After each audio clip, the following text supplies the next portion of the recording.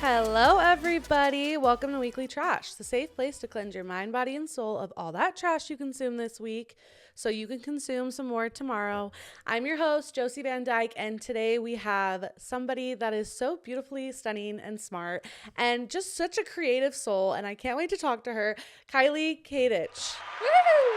Did I say that right? Yes, you did. You said it perfectly. I was so nervous. It Kylie was perfect. Katich. Okay, Katich. Welcome to Weekly Trash. Thank you for having me. I'm so excited. I'm so excited you're here.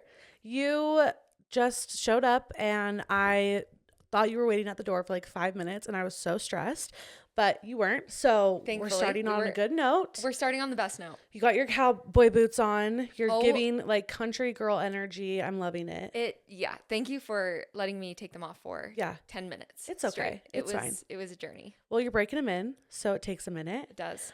But we need to deep dive into who you are because you're a mom, you're a wife, you're a TikToker, you're an Instagram, you're a content creator, you're a model. You take pictures like no one I've ever seen before. Your content's all beautiful. When I was stalking you to make your promo video, I became obsessed with you and your family and everything. And all the questions I'm asking you, I literally know the answers to because I stalked you so hard.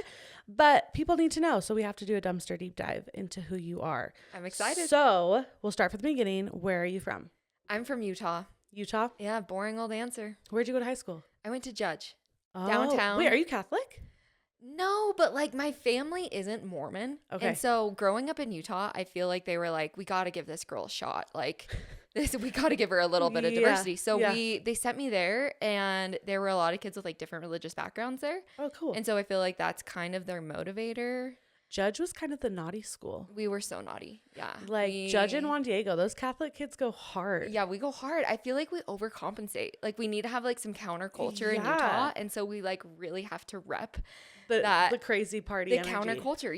Yeah. So Judge is absolutely wild. I feel like it's gotten even more wild. Like really? Yes, like I hear things now and I'm like, okay, we were not like that. Like we weren't that crazy. We were silly goofy, but we were not like taking acid in the bathroom. Yeah, we were not like doing lines of coke. Like it was just no, Judge is intense. I remember in high school it was like, oh, those are Judge kids. Wait, where'd you go? I went to Alta. Oh my gosh. Okay, yeah. So like totally Mormon. I didn't drink at all. Yes, I didn't either. Okay, it was more just my family just wasn't, and they didn't want me to feel like the only one that wasn't. You know what I mean? No, totally. Yeah. Where is your family from? Utah? So my mom is, but my dad's not. Okay. My dad is from North Dakota. Okay. And then my mom grew up here. And are they still married? Yes, they are. And how many siblings do you have? Just one. Just a sister. That's me too. Really? A sister? Which is so rare. Yeah. Are you the oldest? Yes. Same. Yes. Wait, how old's your little sister? She's 22. And how old are you? I'm 27. We're 5 years apart. Okay. Wait, do you like that gap? I hated it until now. Until now, yeah. My sister and I are 3. Okay. I feel like 3 is better. I liked it. Because me and my sister were always in different phases of life. Like I was 16 and she was 11. I'm fascinated by hearing like, how did you like that gap? Because like, I don't know when I'm going to try for my next. Yeah, that's why I'm like, what's that gap like? How is it? It always ends up being fine. Like always in adulthood, everyone really I talk to is like, even if they're like, well, I didn't like it then, like it's fine now. It's fine. Yeah. Because how old are you? I'm 28. I always have to think about that now. Yeah, after 25, I'm like. Honestly, after 23. After 22, because once you can drink, you're like, okay. Yeah. But then the next big step is being able to rent a car, which I think to rent a car, you have to be 25. So 25 is like the number where you're officially an adult. You're just like an adult at 25. Yeah. And then from 25 to like 35, it's really fuzzy. Yeah. They're all the same. I feel like 30 will be a big one just because it's like you hit that 3-0. Yeah. And it's like, I am Jennifer Gardner on 13 going on 30. Like, holy shit, I'm getting so old. Yeah. Because that's crazy to think that we're close to 30. Insane. I feel like I'm 18. Yeah, insane. Wait, when you see other moms, do you think they're all so... Maybe it's different because you live more in Utah County area, but do you think everyone looks so old? I'm starting to think I have like age dysphoria because like, I don't know how old I am. Every time I meet a mom at the park, I'm like, they're just in such a different phase of life than me. And like, I think and then I'm like, I think they probably look at me and think, no, she's my same age. Cause I'm convinced these moms are probably my same age, but I'm like, no, they're just I think it's really old and established. And I had this realization the other day. I was like, maybe I'm not. Like maybe I'm actually You're the same age. And maybe I'm just in my head thinking I am a teen mom, but I'm actually not. You're not. Well, you live the teen mom life on TikTok sometimes. You're do. Life of a teen mom. That's how I feel. I feel like I am still this little innocent. I'm still a teen. Like when I meet people my age, I'm like, I don't know if you're really my age. Are you sure? Are you sure you're not 40? Like, you're so mature and established. You're so I don't much get older it. than me. Yeah. Well, that's funny because I feel like you give off like old soul energy. Like I wouldn't ever be like, oh, you're 12. Like, Thank you. Like I feel like you look and act your age. So that's Thank appropriate. you. That's good to hear. That's good to hear. So are you close with your family? Yes, I am. Yes. But my sister doesn't live here anymore. So like I don't get to see her as often. But we talk a lot, and that's a bummer. I know. But you're close with your parents. Do they live with my parents by you so you see them a lot? Yeah, they live in Cottonwood Heights. Okay. And then I'm downtown. Gotcha. So it's like 20 minutes. What's it like being, it's so funny how downtown Utah, it really isn't downtown compared to like other states, downtown, like city life, like it's really not. But compared to people who live in the suburbs in Utah, it's like, how do you live there? Like, I know. When I think the same, like when I come up here, I'm like, this is crazy. Like, I'm like, all the houses are like perfect and right next to each other. And they all kind of look the same. I was even like, wow, these sidewalks would be so nice to walk on. they're new. There's no cracks. There's no like, hills and blemishes in it. Ours are all like historic. So they're all crazy. Like riding the strollers, like, you know, it's crazy. How old is your house? Was it like built a long time ago? It was built in 1907. Oh, so it is. Oh gosh, math. I don't know. Do you own it or are you 116 years old? That is insane. No, we own it. We bought it in 2020. That's amazing. Yeah. It's crazy. No, old houses. Does it ever kind of freak you out? Like if it's haunted? This is going to sound like I'm like such a hippie, but no, I love it. I feel like some do, but our house truly does not. Like from the moment we stepped in, like it has such good energy, like a warm, calming feeling. Yeah, like when you come over, you'll immediately know what I'm talking about. It is just such a safe space. Like it is full of like light and like it just immediately, like the second we walked in, we were like, oh, this is it. Yeah, this is our house. It actually wasn't for sale. we had to like, no way. We had to like get it. Yeah, it was like, this is our house. We like broke into it. Oh. Your life, your stories. It's insane. You're a wild one. It's insane. You're a wild one. Have you always had that personality just where you just do things? Yeah. You just go for it? Yeah. Like I'm like what do I have blindly, to lose? I'm like really stupidly willing and eager to try things. Yeah. I don't think that's a bad thing. I think that's great actually. I think people now that I'm older, I like it. Yeah. I like it. Like I feel like you're very spontaneous and like just go for stuff. Yeah. I do, as I've gotten more comfortable with myself, I do like that part of me more. I think there was a phase there where I was like, I'm so annoying and like I don't like that I'm just so willing to do anything and but not anymore. Now you appreciate that about yourself. Yes, because I think it's brought some really beautiful things into my life and some amazing memories and stories that you get to tell, which is the most important part of life, is to build stories and experiences that wouldn't have happened if I wasn't like, let's just try it. Yeah. So you went to college at the U, right? Yes. And were you in a sorority? I was. Yeah. What sorority were you in? I was a Chi Omega. Chi Omega. Yeah. Were you with the U? No, I lived with people who went to the U. Okay. And I pretended to be a Delta Gamma. What is this? A DG girl. I pretended to be a DG. Yes. I would get really drunk at parties and they'd be like, who is this chick? And I'd be like, Delta Gamma, like giving them the worst reputation possible. I love that. I would always be at like the SIGs. What's the fraternity? Sigma Chi. Sigma Chi. Oh yeah. Just, probably getting roofied or something. Perfect. And just hanging out. Did you like the sorority life? I feel like you don't catch me as somebody who would be a sorority girl. Really? Wait, why? I'm curious. You're just so like unique. That sounds so nice. That sounds so horrible, but I feel like you're a freaking weirdo. No, not in that way. Sorority girls are kind of like copy and paste type of thing, where it's like if you're in that sorority, you all are kind of the same. Like if they pick you to be part of that sorority, it's because you fit their vibe. Yeah. For sure. And I feel like you kind of do what you want to do. You wear what you want. You dress you act the way you want. Yeah. In college, were you like that, or were you more like the copy and paste typical sorority girl? No, I definitely wasn't. And I loved being in a sorority. Yeah. I have really great friends from there, like amazing. But I do think looking back, like, it was kind of an odd choice. I feel like it was just like my mom was in one. I knew it was a way to meet friends. Like, of course I was going to do it. It's so fun. And it's so fun. Like, again, no regrets. But I feel like it did make me actually pretty insecure. Really? For the first time in my life, college is where I really felt insecure about who I was, because I was constantly measuring myself up against other girls who were completely different than me. Yeah. And I didn't really like that aspect of it. Were you and in I it for the actually whole really time? didn't go to a lot of frats and stuff. Really? Yeah. Like I did my freshman year, but I quickly like was like, I don't like how I feel. Yeah. Like I feel really insecure going to these environments. But you were in it the whole time you were in college? I was in it from freshman year to like midway through junior. Okay. I met Alex junior year, and that's when I was like, I don't really want, like, I just want to be with this guy. Yeah. Like, Which your guys' story is so freaking cute, and I'm jealous because people don't meet like that anymore. Oh. So let's talk about it. You met at the library. We did. Yes. Like full on something you see out of a movie. It was I met crazy. on Tinder. Like that's not cute. That's not. It is cute. That is what year did you meet? 2015. That's a 2015 romance story. Yeah, it's everybody's romance story. It's beautiful. Half the people I meet, they're like, we met on Tinder. Yeah, and I'm like, same. Like, we should start a support group because all of us have met on Tinder, and it's kind of crazy because obviously he wasn't the first man I met on Tinder. So I'm like, who could I've almost ended up marrying because I just was always swiping on Tinder. Would you always swipe right? I mean, I wasn't that desperate, but I was a desperate hoe. I was like, unless they were foul, I was like, sure. I give everyone the benefit of the doubt. That's how I was. I like look back. Probably great. I like look back and I was like, I was really just swiping. It was just.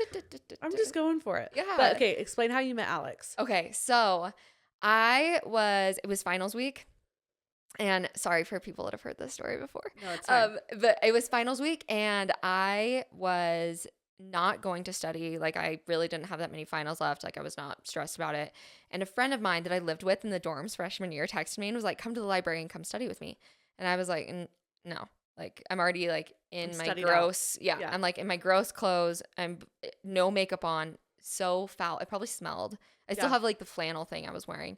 And it was a windbreaker. And I was like, no, I'm not coming. She convinces me to come. So I like roll out of bed and I go. And we're sitting there and we're hanging out. I'm on Pinterest. Like I'm not even studying. And I am about to leave. But this guy comes up to my friend.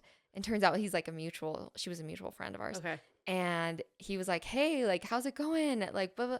And I am not a nervous person. Like, you can probably pick up. Like, I really will talk. I'll talk to a wall. Like, that's my go-to sentence is I could talk to a wall. I could talk to anyone. Like, any kind of person, I can talk to them. Alex came up and started talking to my friend. And I was like shaking. Like, I like couldn't even look over at him. Like, I was like, oh my God, he's the most gorgeous, perfect human I've ever seen in my life. And he like comes and he sits down and I'm like texting my friend under the table and I'm like, hey, I have to leave right now because like I can't do this. But I'm only gonna go to the bathroom because I definitely want to like sit around him a little longer. Yeah. So like talk about me when I leave. And she just like looks at me. She doesn't even reply. And she's just like, because she's kind of like a friend, like not gonna put up with my antics. Like, no. She's like, you're insane.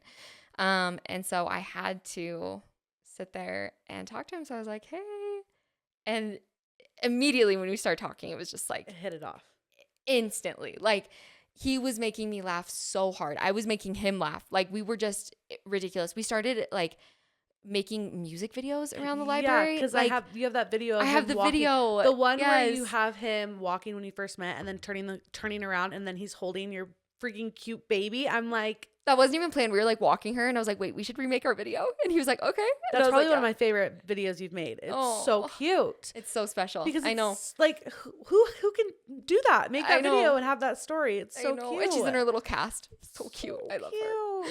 She's it's so crazy. But I'm so grateful we like did that because now I have this video of him when I first met him. Yeah. We stayed till like 2 and I called my mom and I was like, I just met my husband. And I was kind of a person that would just date guys that were just nice to me. Yeah. Because I was like, if you give me attention, like. Yeah, we kind of texted about this. Like, how we both just loved validation. Yeah, from men. Like if you just love me. Yeah. That was like my only criteria. Like the things I needed in a man to be obsessed with me. Yeah. If you met that. Cool. So this was the first time that this was not someone that was just like obsessed with me. Yeah. I was obsessed with him. And like I'm so lucky I married him. Like every day I'm like, how did this happen? But he totally feels that same way though. Oh, he's the best. How long did you guys date before it became to a point where you're like, we're getting married? Like literally, so that night I had called my mom. A couple weeks later, he told me he went and he told his roommate, who ended up being the best man at our wedding, that he was going to marry me. Like not marry, but he was like, this is my person. This is my person. Yeah. Oh my gosh. So we knew like the first night we met each other and then we said, I love you within like 2 weeks. And like we were like living together within it was like game over weeks. Yeah, it was truly like from the moment we saw each other, just like you are it. And it was so familiar. I don't know if you had this experience with your husband or not. And everyone's love story is so different. I don't think this is like the way it always has to be, but I do love this element to how we met. It was very, very familiar to both of us in a weird way, like a family member. Like we could be so comfortable around each other, which was something we hadn't had before, either one of us. And so that was really like a telltale sign that it was like meant to be. That. Yeah, it was so special. In college, did you graduated? Yes, yeah. And did he graduate too? He did, yeah. So what'd you both graduate in? I studied child psychology with an emphasis in education, and then he studied political science. Okay. Yeah. And neither of you do those things? No. Yeah. So when did you start this whole content creating, photography, capturing these beautiful moments? When did that start for you? So I've always loved photography. Like even back when like high school, college, like I always had my camera with me. But it was like a point and shoot. I didn't know settings. I didn't know anything. I just enjoyed capturing my memories. Like that was just the only point of it. And I just had, like most girls, like it's just so fun to do a photo shoot. Yeah. Who doesn't want to get cute and like feel pretty? And feel beautiful? Yeah. Who doesn't want that? And who doesn't want to help their friends feel beautiful? Like it's just so fun. So I started just like most people do with social media, sharing that stuff. Yeah. And then I was like, no, I want to actually get a camera and figure this out. So I got a camera and I started shooting things like families. Okay. And I even did like office portraits at one point. Okay. And like any photography job I could get, like for $50, that was my rate. So you were like trying to do it like as a profession, not just like a side gig. Yes. Okay. Yes. So it kind of started like that. And then I started like I would go and I would shoot a family session and I would come back and I'd be looking through the images and editing them and being like, gosh, I wish I could get my photo taken here. I really liked that. And then I would be like, Alex, will you come back with me and take one of me there? And he'd be like, yeah. And then I loved it. And I would share them on social media. And do you just set up your camera on a tripod or like what do you do? So I dabbled with that, but when I would go to like these locations that I would shoot, let's say like a family in, and I was like, wait, I want to go here to take photos. Like this was such a pretty place. I would take Alex and I would just I would test him and like set up my camera, tell him kind of what I was thinking of, and then he would take them. And then that's how it started. And then here we are. Because he's really great at capturing these candid moments. He's insane. Here's the thing. Like my husband could never. He's insane. Like we have shot, I can't remember the last time we did this, but we have shot together where I have a camera, he has a camera. It's like embarrassing. It's mortifying actually to go over the images after. Mine suck compared to his. He's naturally so talented at it. He's so good. And I feel like all of those like years of me being like, do it this way, do it this way, do it this way, blah, blah, blah, blah. Like he's so good now that like he's way better than me. Like he is way better than me. He's and does so he enjoy talented. it? Like do you feel like he's like freak, now I'm a photographer too? Like we're both photographers. I feel like he probably doesn't enjoy like the level that we were doing in like 2020 because we were shooting all the time. That was like an Instagram era where like it was really like curated over the top. You were posting all the time, like 5 times a week, like really high production. That I don't think he loves. But like he just went on a boys trip like 2 weekends ago with just a bunch of guys, and he like came home and he was like showing me all the photos he took, and he was like doing these photo shoots of his friends. Like it's so cute, and I could tell like he loved it, and he did. They're fantastic. So he does enjoy it to like a certain degree. Like to the degree I enjoy it, probably not. But he definitely, like, I don't think we would be where we are today if he, like, absolutely despised it. Do you know what I mean? No, totally. I also tell people that when they say, like you said, you were like, how do I get my husband to do this? I'm like, there has to be this, like, basic level of interest in a husband first in order to get, like, to that level. And it's so sad, but I think it is true. Like Alex was never like, that sounds like the dumbest idea when I wanted to go do these things. Like he was always like, okay, yeah, that sounds fun. Like, I mean, it wasn't like his first plan. He didn't want to go do it. That wasn't his first option, but he wasn't miserable doing it, you know? See, and I like that because I feel like a lot of couples where they're big on Instagram, the husband is also very much into posting on Instagram and like always like keeping their Instagram as popular as like their significant other. But Alex is private. I didn't even stalk him because I don't follow him. You wouldn't see much, baby. You would see like a t-shirt. And like, I love that. Yeah. See, and he doesn't care about social media. My husband's the same way. Doesn't care about social media. It's the hottest thing in a guy. The hottest thing. If a guy is obsessed I'm sorry to all the women out there who I'm have sorry, husbands like that. I'm sorry. If your husband vlogs. I can't. I love that my husband hates that stuff. Yeah. Like, he's like, no. But I wish a part it's like of him, a really toxic trait I have, but I'm like, social media is for girls only. Sorry. Right? I'm so sorry it is. Like, I'm sexist right now because I am fully think you should not be on Instagram. Yeah, I'm like, get ready with me. I'm sorry. No. Girls only. Oh, TikTok lives, get off. Yeah, like, girls only. Instagram, girls like, no. No, I know. No. I feel the same way. I feel the same way. And like the photography piece, amazing. Videography, amazing. Incredible. Get ready with me. Picture of you at the gym? No. Yeah. But I love Picture that. for the wall? Yes. Love. Totally. Show me the mountains. Picture shirtless? Keep it in the wall. Yeah. Keep it close away. Yeah. No. I'm the exact same way. I'm sorry. I'm so sorry, everyone. I'm probably being offensive. No. Here's the thing. Anything you say nowadays will offend somebody, so it's fine. It will. So we just say what we gotta say because this is a safe place, and we know that we love each other at the end of the day. It's true. Everyone's perfect. We love you. We're all brothers and sisters. Adam and Eve. It's fine. But Adam and Eve, God's love. Like, I love that Alex isn't that way, but he still wants to capture your photos. Because I feel like you don't usually get both. You don't get one or the other. You have to have both, where they have to be like obsessed with posting and they want to capture you to make it look like they have this beautiful life too. Where he just wants to capture you to capture these moments. Yeah. Not to then brag on social media. So maybe 100%. I need to like figure out a way to get my husband to like be in that realm. Because he'll be my cheerleader. Like, he'll take a couple of photos on the beach and then he's like, all right, are we done? Like, oh yeah. And I think every guy is that way. Like Alex. And they're horrible photos. Yeah, like, that's so bad. Have you seen some? I just burped a little bit. I've farted one time. Oh like, my it's fine. I'm so embarrassed. Nobody heard it. I didn't even hear it. It was like in your mouth. I'm so embarrassed. It was in your gut. Nobody heard it. Thanks, You're guys. Good. Thank you. Crap, I forgot my train of thought. What were you saying? I was saying that his pictures are so bad. Have you seen Alex's like before we started doing this more? Yes, I saw that. Insane. It's now he's like on the ground getting the shot. I know. He'll do anything. He'll do anything now. Yeah. But you're also both so beautiful. You guys That's so need nice. to be on every billboard in the state of Utah. Nice. Alex is so beautiful. Because you make us look like a beautiful state. We are a beautiful state, but you guys are just like so unique. You're like the hipster couple that has like the long hair and the beard, and like you're just like effortlessly beautiful and effortlessly cool and everything you do. I'm like, I want to be that, but I physically can't be that. I cannot be. You are that. No, you are so aesthetically pleasing. That's very nice. Thank you. And I think it's something that it's a natural thing that you have to have. But can you give advice to somebody who wants to be aesthetically pleasing and wants to almost like romanticize their life and capture these moments and make it look like something out of the fucking Notebook? You're so nice, because I'm literally sitting here and I'm like, if she only like if I could like pull off my makeup right now. And but seriously, every time nice. You post something, it's like, wow, it looks so effortless. And thank you. It would not be effortless for me whatsoever. It's hard getting that, like the thing you're talking about with like capturing something that doesn't feel too forced or posed.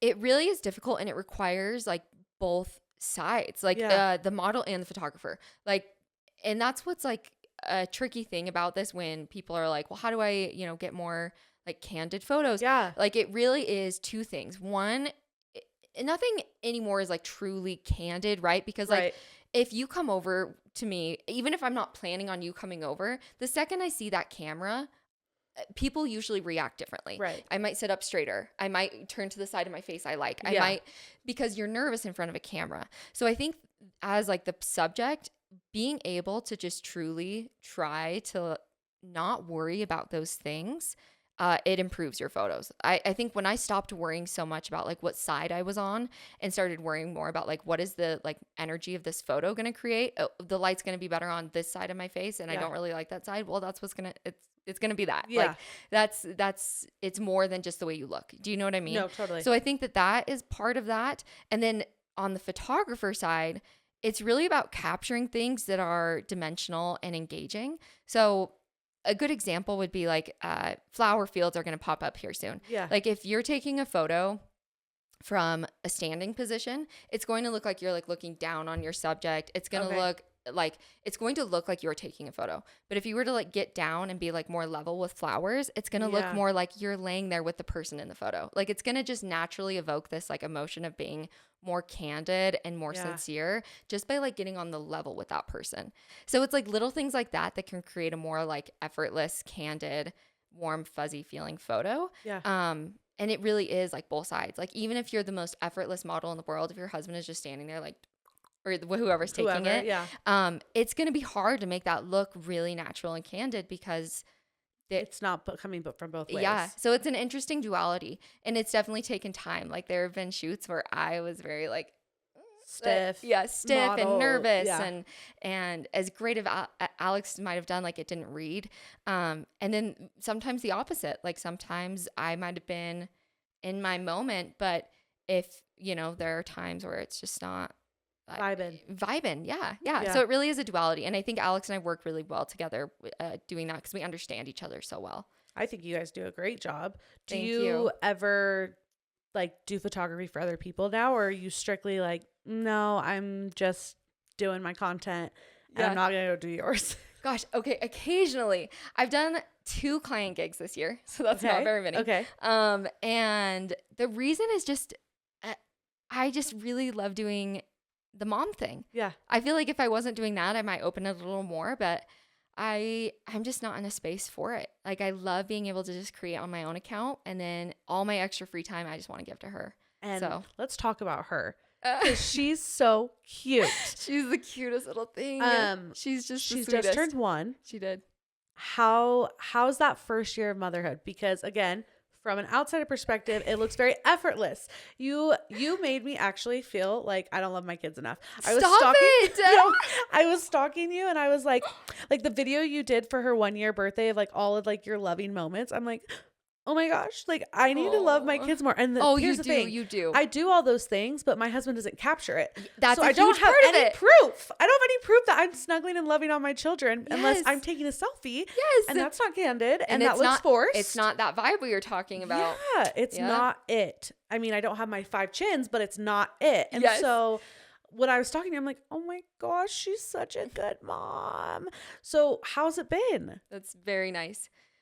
It's been so good. And it's kind of a weird, this is almost, motherhood's sometimes a weird topic for me to talk about because it has been so good that I almost feel guilty in that, because I recognize like it's what not a difficult, like that, yes, like I recognize like what a huge toll this takes on the woman's body and the woman's career and the woman's, her whole life, you know, is altered.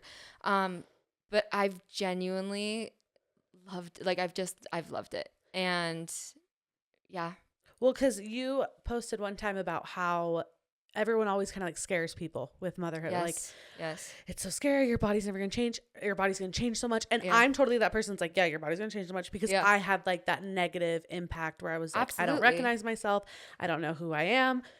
But I always tell myself that the outcome was my beautiful children. And like, what am I going to do? Like, oh, I'd rather not have them. Like, no, right? No. I will take the stretch marks. I will take the saggy boobs, the flappy boobs, the whatever. I will take it all for them. Yeah. And I think sometimes we forget that we got this beautiful gift out of something that maybe we don't love about ourselves now, but learning to accept that about ourselves and be like, I still love myself. I'm still great. And you do a great job of accepting your body and loving yourself. You just recently showed your boobs prior they're nuts. To baby. Oh yeah. Then breastfeeding. Thriving. Then now. Yeah, they're which gone. Is wild. They're just skin. They're like wild. Little skin flaps. They have nothing. And no like girth to them. But you don't seem like negative towards it. And that's so amazing because I'm not that way. Yeah. I'm the one that's like, I'm so angry. And that's normal. And I think that like there's so many like levels to normalcy as you're going through motherhood. You brought up that like I saw a lot of negativity around it. Yeah. And it's so funny. Like I almost feel like I would feel safer with that narrative though, because it's like the common one. Yeah. Like I wish I could come here and be like, yeah, it really rocked me. Like I hated it. I feel weirder being like, it didn't rock me. Like, this is what I was always meant to do. This is like my calling. I want to have 100 more. Like, and so it's been an interesting thing to like talk about. And I don't talk about it a lot because I feel a little guilty. You feel guilty. Because I understand and I sympathize with people. And I also recognize like privileges that I have. One, I'm able to create my own hours for work. Yeah. I don't have like a huge, like if I had to go into the office at 6 weeks postpartum, that would have created a different story for me. So like I recognize these things. Yeah. And so that's why I also don't really like talking about it. But yeah, and for body stuff, I feel like I've just, as I've gotten older, also become just a lot more detached from my body. I feel like when I was younger and like really wanting, like we talked about with the sorority, really wanting to like measure up to these people around me and be the prettiest person and the most amazing. Like I wanted to be beautiful. Like more than other things, I wanted to be beautiful and like loved for being beautiful. Yeah. And now I don't feel that way at all. Not at all, because of course that's a great thing. Yeah. Like there's a reason I'm wearing makeup. Yeah, and like there's a you reason, look beautiful. You have a cute outfit. Like thank you. You didn't show up looking homeless. Like, but it's because like it's even like it's because I enjoy that. Yeah. Like this is not like a like sexy top. Yeah. Like I love this because I'm like, this lace is so feminine and beautiful to me. Like there's things. Yeah. So it's like a little deeper now. But I feel like for the first time I'm like detached from my body. Like this is really just the engine. Like this is like what's carrying I this really around. like that. Like it's not me. It's just kind of like it's just it's what's getting you what you need. It just kind of gets me. It gets me places, but it's not me at all. Like it has some saggy boobs. Do I love them? Not really.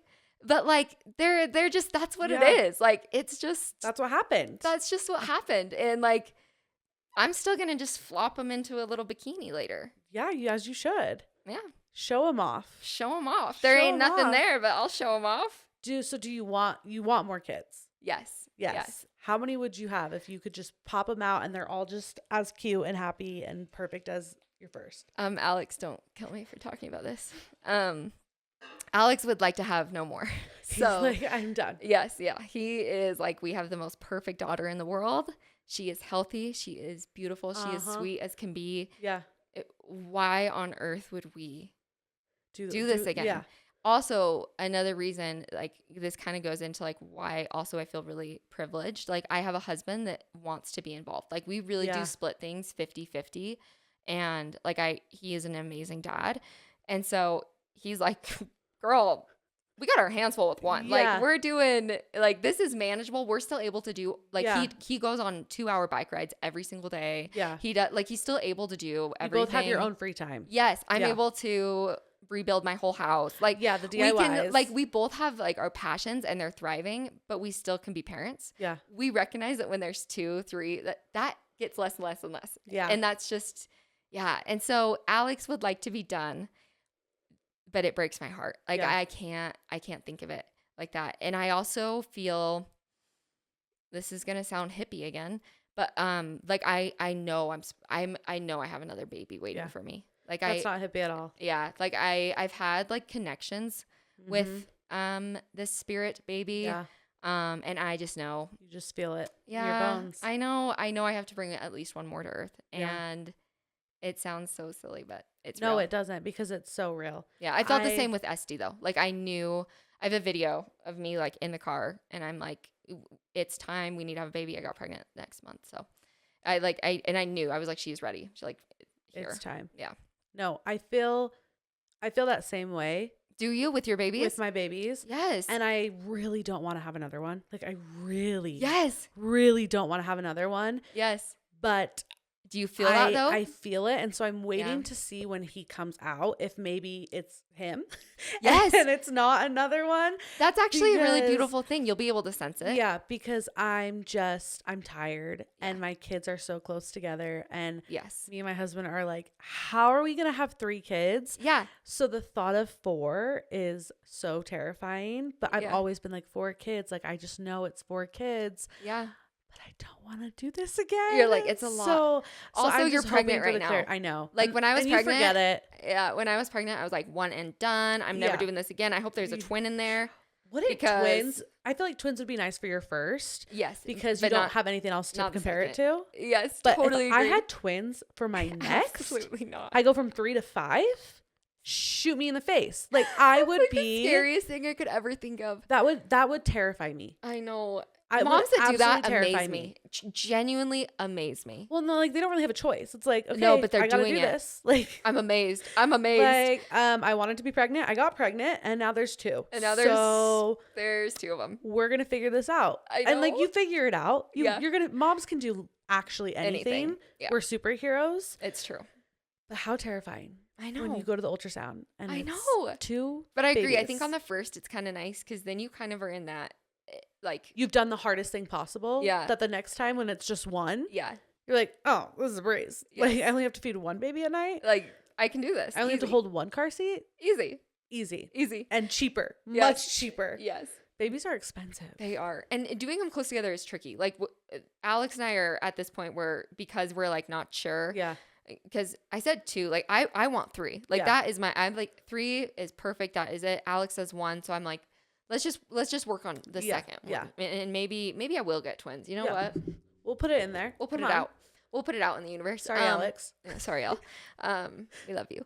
Triplets. You're great. I'm like, I want to be Octo Mom. No, for real. I would do it though in a heartbeat. It'd be the best. But what was I saying? We were saying how I don't know. we were saying how you want to and how you're working on it right now. So we think maybe an age gap.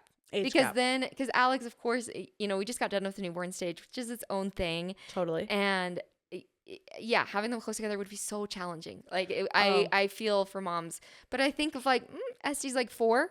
She's going to school part-time. Yeah. We got some more free time. She's more independent. Yeah. My oldest is 4. She's like a 4-year-old going on like 25. She's so sassy. Yes. Esty plays with 4-year-olds at the park. I'm like, you want to babysit? No. I'm like, you're doing great with her. They're like lugging her around the park. I'm like, take her away, girls. And having a daughter first is such a blessing. Because they have that nurturing soul to them already. Esty, at 9 months, addicted to her baby doll. We actually had to take away one of her baby dolls because she got like cute aggression toward it, and it was like really like she was like manic. It was insane.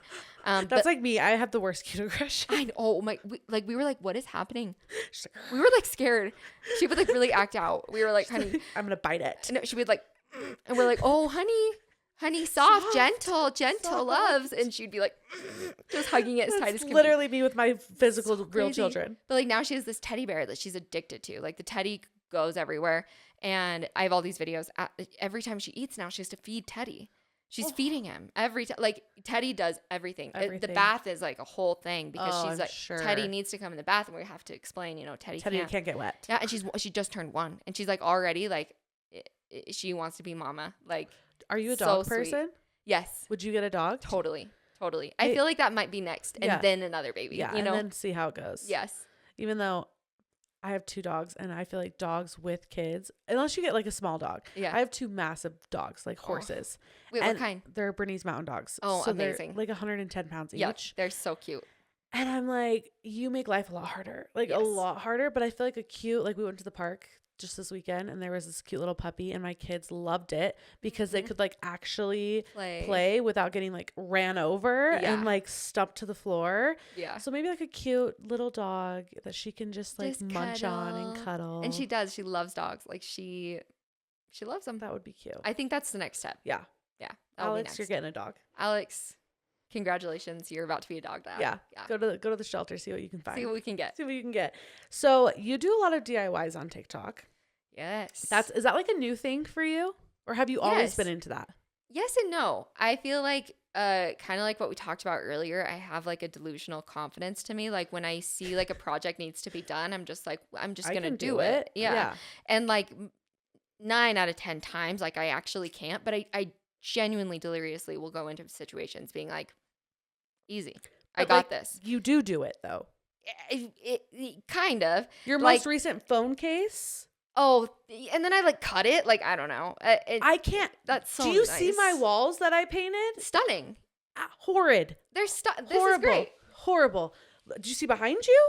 I did see behind me. I didn't even finish. I said, you know what? She's resourceful. She said, that's not going to be in the shot. I don't need it. Why would I finish it? Don't need it. That's a smart. No. That's a sign of intelligence. It was old paint, so I was like, I don't even know if this is going to end up being the same color. Yeah, no, that's intelligence. You're going. I'm critical thinking. Your critical thinking skills are next level. For sure. Yes. I'm not, but you. And that's the thing. If you came to my rooms in real life and you really were investigating, you would see those critical thinking skills because there are corners that have been cut. But like your doorknobs. The doorknobs are cute, girl. Here's the thing. So for so long, if you follow me, you know this. Last year, actually around this time, I was like, guess what? We're moving. And like, we had no plans of like actually moving, but I was like, I'm done. Like, I don't necessarily want to live out in Utah County. And I say that because that's where like the housing we could afford right now is, like way out there. You know what I mean? Yeah. The housing where we are now has just gotten so crazy. Your house is probably worth a lot more now though than when you bought it. Yes. Like stupid. Like it's so not worth that. Like this is like a 1906 home falling apart. No, and when you like drive to the Capitol and you see these trashed homes, you're like, that's worth $2.5 million. Yeah. That's a $3 million home. It's crazy. Yeah. So we cannot afford that. And so we're kind of stuck in the sky. So then I was like, well, then we're going to move to a different state. Like, I don't know, just thinking, because I was like, I just don't love my house. And so for so long, I didn't love my house. And I think it's because I always just thought you just buy a house like perfect as is. Yeah. And when you're buying a house from 1906, that's not the case. No. You got to kind of do it yourself. No, yeah. So I kind of entered a nesting mode when I was pregnant with Esty, and it's just continued. And I found so much joy in it. Like I absolutely love this. It's so fun to be able to, and satisfying, and honestly probably contributed to a lot of the positivity I have around motherhood is that like, I love being able at the end of the day to have a project, complete it, and feel so good about that. Yeah. Like it's really helped me with my confidence. And it's probably therapeutic to like do things with your hands. So therapeutic, and to build something and to make it a space that feels so beautiful and something that I'm proud to live in, like, and that I don't have a desire to move away from. And it's been a really exciting thing. If you did move to a different state, where would you move? So we thought for a little bit about North Carolina. Okay. Alex, that's kind of random. It's so random because at first we were thinking Florida because warm. Because I'm like, if there's one thing that I don't like about Utah, because I really do like Utah. Yeah. Everyone here so kind, and even though we're not LDS, like we're just Christian. Everyone so kind. Like all my best friends are LDS. I think that's a misconception that Utah Huge misconception. And it always like really bothers me because I feel like I have to speak out as someone that's like not LDS, being like, no.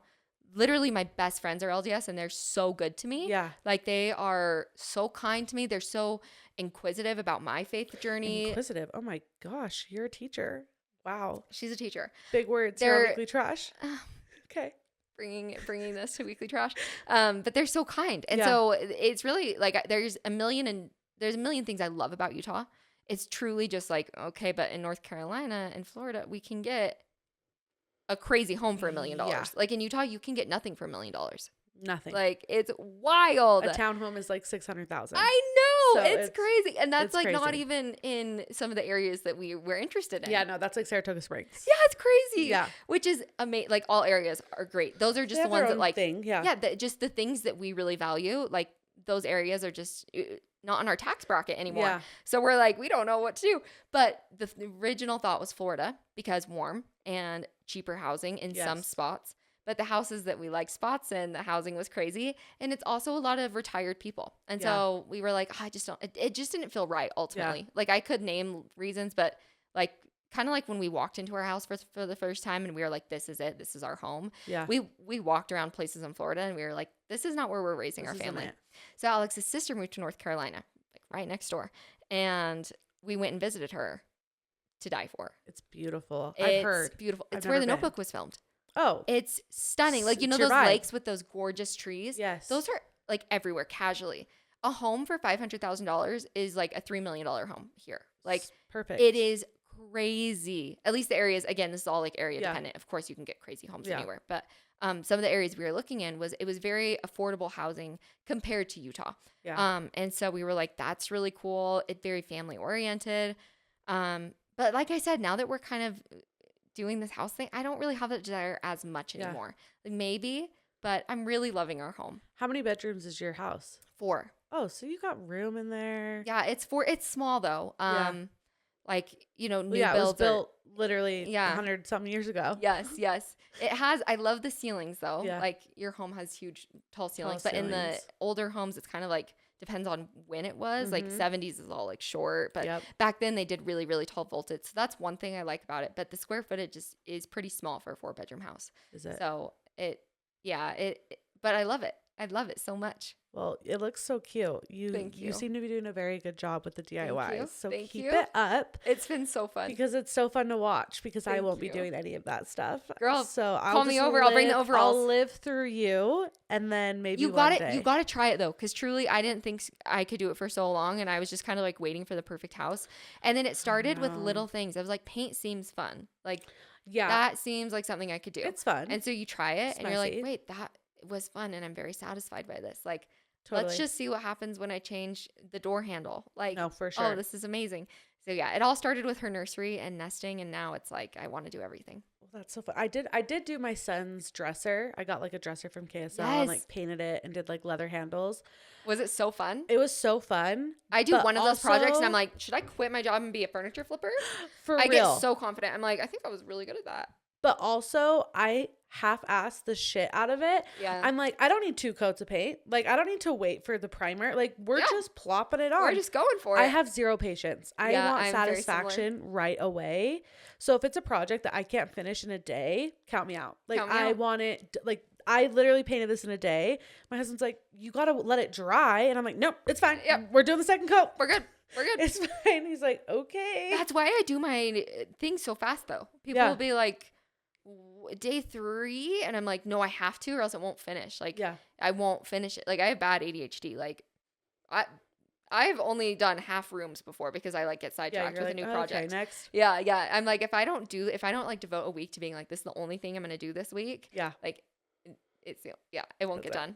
Yeah. Okay, final question, I think. Okay, yeah. We'll see. I don't know. So you got your mom car, and when you got your mom car, you were talking about how like you're the breadwinner, like you make good money. Yeah. So how do you make money for those who don't understand content creation and all of that? Because I don't see you doing a ton of sponsored posts. Yeah. And so I would love to know, like, how do you live? How do you survive? How do we live?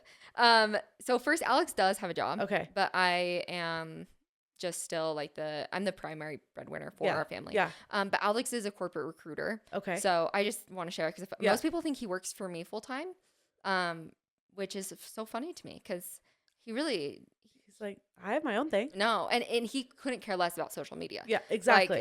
Like anytime I'm trying to be like, vlogging. What do you think of this strategy? Like he's like, no, like he's there to snap a photo and like he's your hype man. Yeah, but he does not care about video. He does not care about social media. He does not care about strategy. Like, and he doesn't want to like be a part of that, which is good because it's kind of then my thing. Yes. Anyways, so that's what he does, and then I do social media stuff. So I love that you say you can't tell my ads because that makes me feel great. Yeah. Because I just right now I'm not selling any product. It's all social media ads, and I think a lot of people don't really know until you're in the industry because I didn't know. Yeah. In like 2019, that's when I found out people got paid by doing this, and I was like, you guys are getting paid? I remember my friend Josh, it was him that told me. We were like doing a shoot together one time, and it was for like this soda can. And I was like, Josh, will you help me take these pictures with the soda can? And he was like, yeah, how much are you getting paid? And I was like, sorry, what? Paid? There's money involved? I got 2 cans of soda. Like I got 2 free things. I was thinking free things. Yeah. Like I was so happy with that because I was teaching at the time. So I had like my own job. And so then I found out there was money involved. It got more serious. I was like, okay, I can make this a career. Yeah. And it is kind of a secretive thing. Like I don't think people really understand how crazy the money is in social media. No, I think people are very confused by it. Yeah, I'm still confused by it. Like I still am trying to wrap my head around some of the numbers because coming from an education world where the education system makes nothing. Oh, it's ridiculous. It's like heartbreaking. My mom's a teacher. My sister-in-law's a teacher. Oh, and they have the hardest job. They have the hardest job. It's the most important job in the world. And they deserve to be paid better than all these professions, but especially more than this profession. And it's just really, it's very sad. But yeah, it's all ads. My most recent ad I posted was for Travis Matthews, which is a athleisure brand. That was last month. My ads this month, I'm working with command strips for some DIY projects. Yeah. So like as you see some of my DIY content, look for #ad and like paid promotion at the top and you'll see. Really? Because it all looks so authentic and genuine to your already produced content that I wouldn't Be like, oh, she's selling me a product. Thank you. Yeah. And I'm switching up some of my ads because before Esty, it was like a lot of fashion ads. And then when I had her, I did a couple baby ads, but I didn't like that. It felt wrong. And this is like no shame on any mom's decision with that. It just didn't feel good to me. It wasn't good for you. So I did an ad. I did 2 with her, and I felt very icky. It was weird. Yeah, it felt very icky. I put that money in an account for her, and she is never going to be a part of an ad again. Yeah.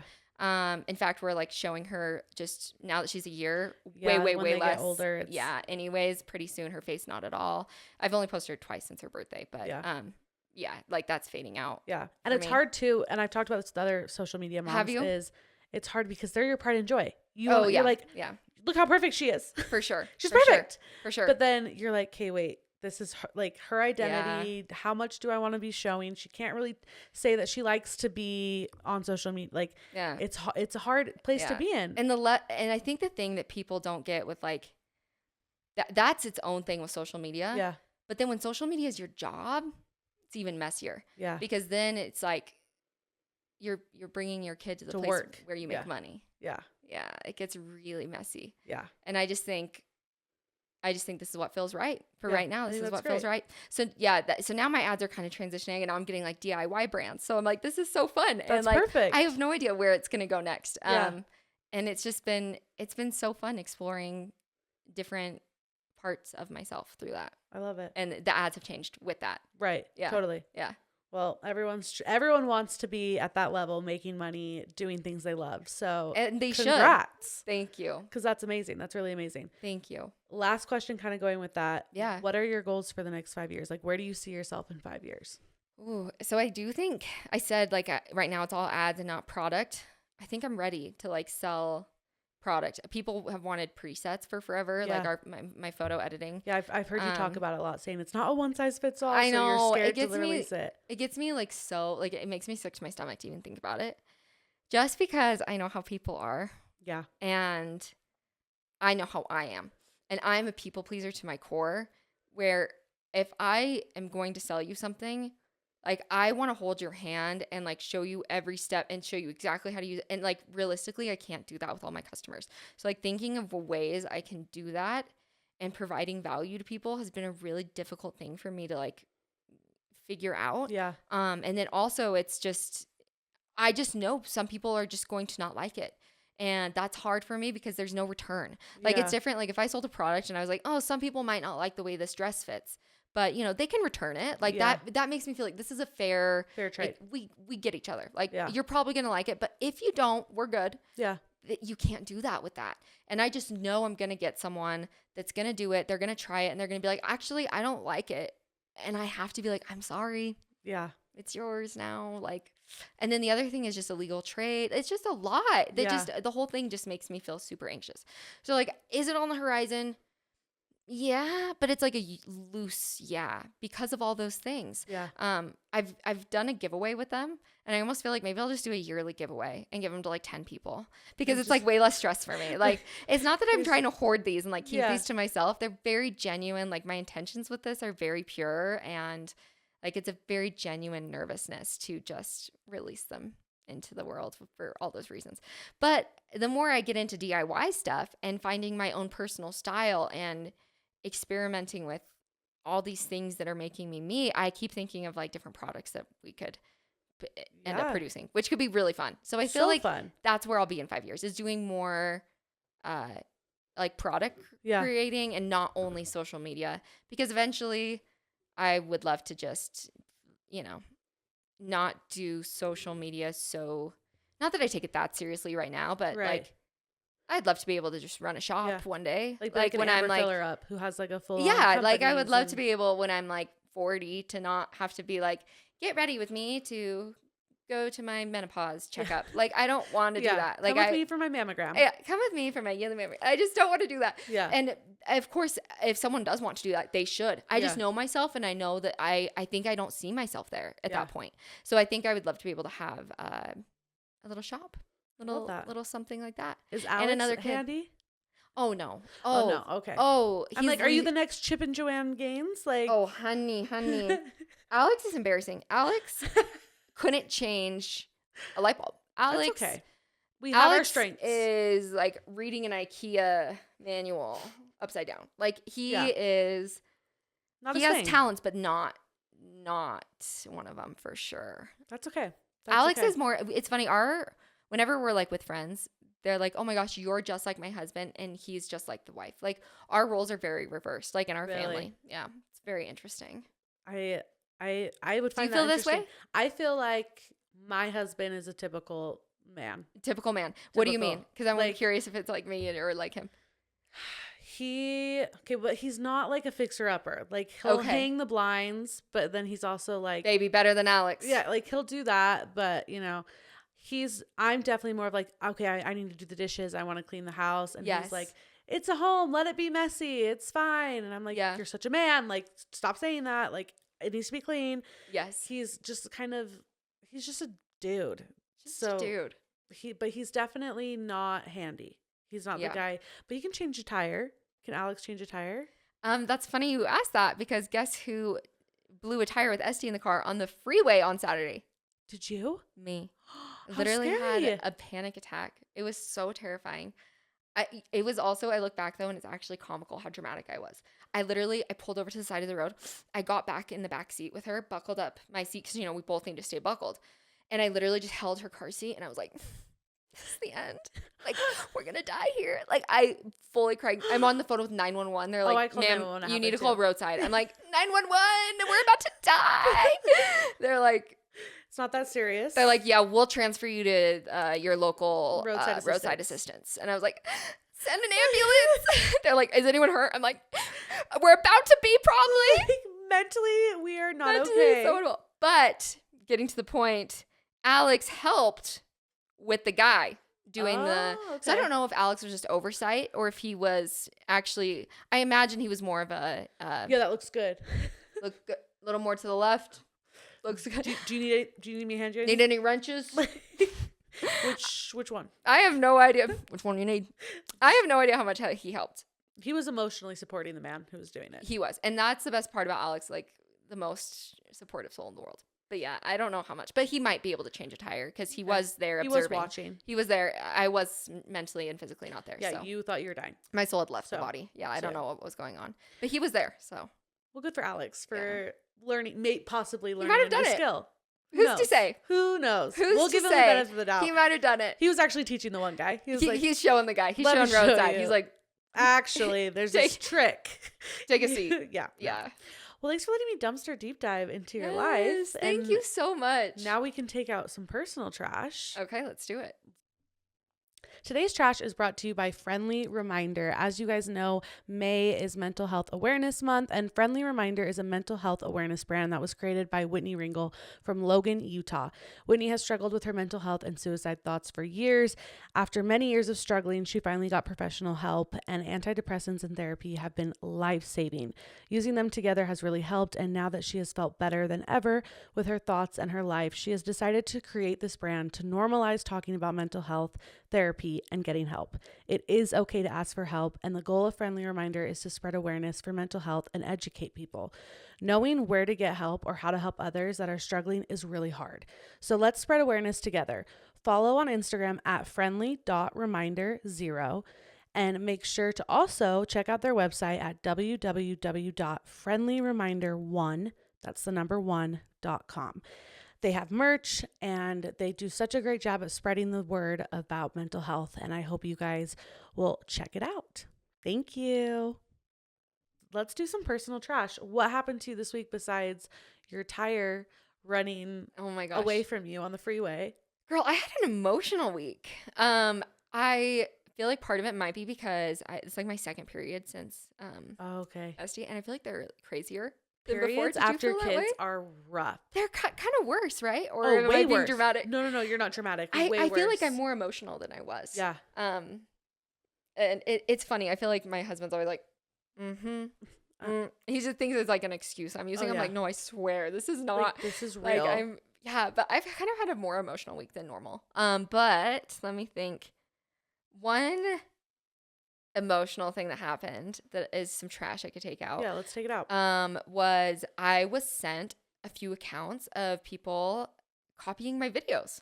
Like kind of the, I shouldn't say kind of, like the way I like walk into a room and be like, I was walking into this room and I decided I hate it, and da da da da, and even like down to like the text that would like come into the screen, and like certain clips, and then my outfits, like it was like not just one, it was like a like it was like your whole personality, all these things, yeah. And what's fascinating is like I've been doing photo for a long time, and like I've seen people like randomly like recreate a photo of mine without like saying anything. I do not care at all. Yeah. Like I am like, that is art. Like art is meant to be copied. Like that is duh. Like there's a reason people recreate the Mona Lisa a million different ways. Yeah. Like that's what it's there for. Like if you're not using my photos for like to recreate, bummer. Like I want you to do that. Yeah. So it's interesting because like I've normally been so like the cool girl with copying. And then this started to happen, and it was a few different accounts, which I think might contribute to it, but it made me feel so threatened. I was like, oh my gosh, like, am I going to, like, this isn't my thing anymore because they just took it. So now I have to come up with like something else, or like I have to, like, those were my thoughts at first. Yeah. But then I feel like I got to this point, and this could help if anyone else like struggling with like someone copying them. I struggle with copiers. Do you? Oh yeah. It's a really difficult emotion to process. And my husband didn't really understand it, and I was trying to explain the heaviness it gave me, because he was like, "Well, why? You've never cared before. Why do you?" And it was like this I felt threatened. What do you feel like when it happens to you? Well, and I feel like when it's something that you're really passionate about that is so personal to like who you are, and it's your personality, and it's something that's so unique to you, and then you feel like someone's kind of stealing that uniqueness, it's kind of a yucky feeling, and you don't want to be negative and mean about it, but also because they're probably a very vulnerable person. But you're just like, no, I'm that's me. Yeah. So I totally get it. I mean, I'm definitely not, I don't have people copying me left and right, because it's not like I'm producing this crazy content. Oh, and I don't either. Like, but totally. Just like little tiny things where I'm like, Yeah, it kind of makes you feel, what's like the emotion you would describe it as? It was really hard for me to pinpoint.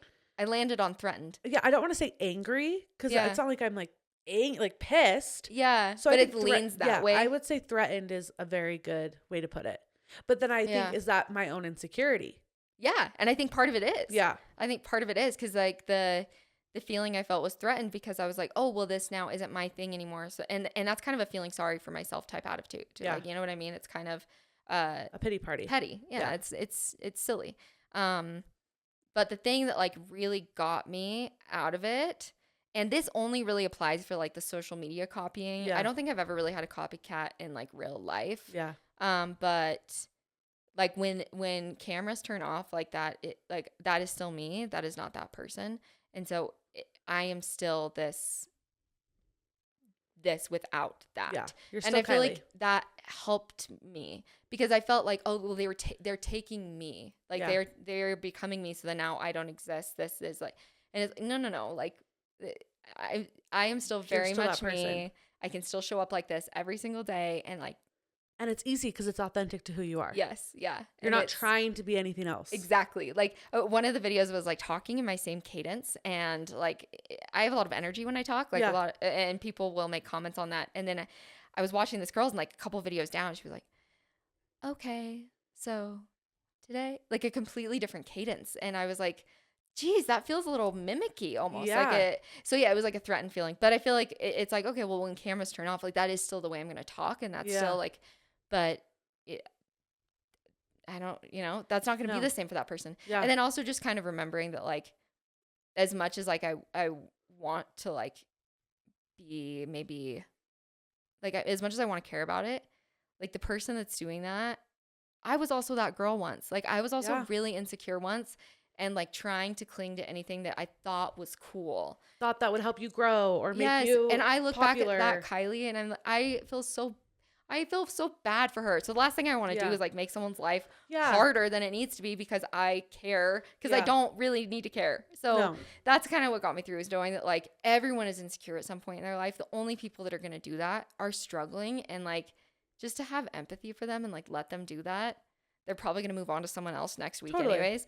And like at the end of the day, like you're still just going to be you. Well, and it's hard with TikTok because TikTok's whole thing is copying. Yeah, and that's another reason why I felt so petty about it, because I was like, it really had to be the combination. Like it couldn't, because sometimes people will send me videos and I'll be like, girl, I didn't invent redoing my room. Like people will be like, oh my God, this is so you. And I'm like, they're just saying day one of redoing their office. Like that's not copying me. Like that is just being it's like when it's the combination. And you're on your period. And I'm on my period.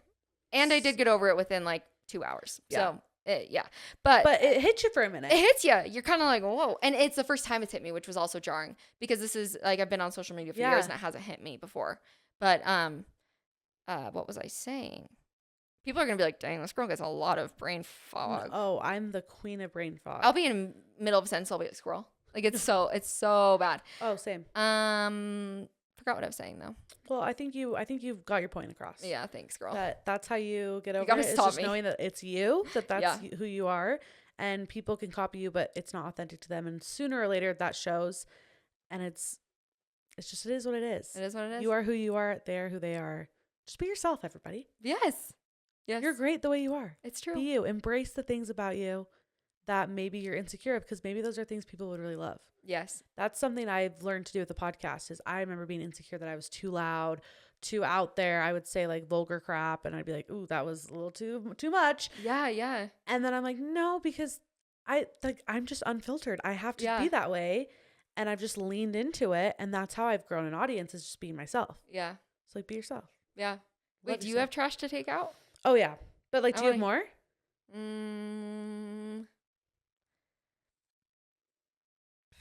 Not really. Not really. It was a good week, but not those things. Well, was anything good? Trash can be good too. Trash can be good? Trash is just stuff that we consume. Me thinking of like the worst things. No, it can be anything.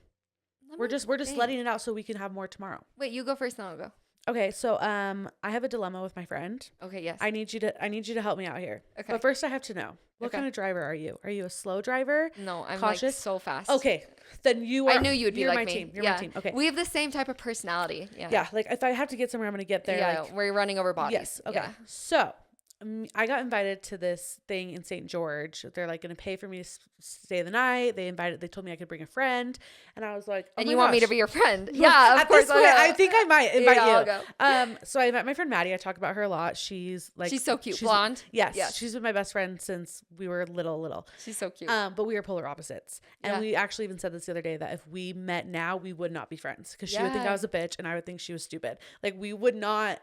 We would not mesh at all. Yeah. And she's the slowest, most cautious driver. Sweet girl. She's your typical minivan driving mom, like hits the brakes when she sees somebody a mile away, hits the brakes. Oh, sweet girl. Always going 5 under. Like, yeah. And I've actually talked about it on this podcast, and she was listening to it while she was driving to St. George, and somebody was flipping her off because she was going so fucking slow. And so she knows that is just a flaw, and I hate that about her. Like, hate it. We cannot drive together. So really quick, does she get mad that you drive really fast? Oh, hates it. Yeah. Hates it. Has the worst anxiety, like freaks out. Like she's it's like, not good. Yeah, it's bad. So I told her, I'm like, do you want to go? And she's like, yeah, like, let's go. And then she's like, but I need to drive. And I was like, hell fucking no, you're not driving. Yeah. First of all, I get car sick, so I need to drive. Second of all, your driving drives me insane, and I cannot sit in your minivan going 5 under on the way to St. George. Absolutely not. And she's like, well, I'm not going if you're driving. And I was like, well, I'm not going if you're driving. Yeah. And so we literally aren't going because neither one of us will let the other one drive. How much is an Uber from Salt Lake to that's the thing. I'll get car sick. So I feel like since I'm inviting her. So really the only solution is me driving. And she refuses to let me drive. Okay, here's the plan. How does she react to like melatonin gummies? Well, that's the thing. I'm like, Let's slip her a little something. Do I drug her? Let's slip her. Have you ever tried the Sugar Bear gummy melatonin? I took those 2 nights ago. I was actually high. There has to be weed in there. I was reading the bottle. Like they don't have like CBD involved or anything. So they claim. Sugar I have never been melatonin. I have never been more effed up, and I posted about it, and I got so many DMs that were like, "No, this stuff wrecks me." Hey, I need to try it because I do like just the melatonin from Costco, and that's weak sauce. This is grade A. This is some grade A drug. So maybe I drug her. You drug her. But I feel like it's not crazy for me to be like, no, like I'm driving. No, because you will get car sick. But it is reasonable that she's upset. So we just, yes. So I have so rationally, the only solution is to drug her. Because as of now, like we're not going. Yeah. Because we both are absolutely. You got to knock her out. Yeah. No other option. And I'm like so stupid, and I'm like, I don't want to be seen in a minivan. Like you're like, I gotta pull up in like royalty. I need to pull up in my Wait, car. that's such a fun. You're like, I gotta. It's like, such a fun opportunity. You have to go. Like there's no other. And it's like my last hurrah before baby. Yes. And so I'm like, let's go. And having those girl time, when you're a mom especially, you have to go. Totally. Yeah. I just think I'll kill her. Would you ever go solo? I don't know, because there's going to be other people there. I just don't know the guest list, so I have no idea. Yeah. I feel like I would go solo if I wasn't pregnant. Yeah. But because I'm pregnant, I want somebody to just like a backup person. Yeah. I can just like kind of lean on a little bit. Is it for a brand? Yeah, it's for Mixers. Okay, yeah.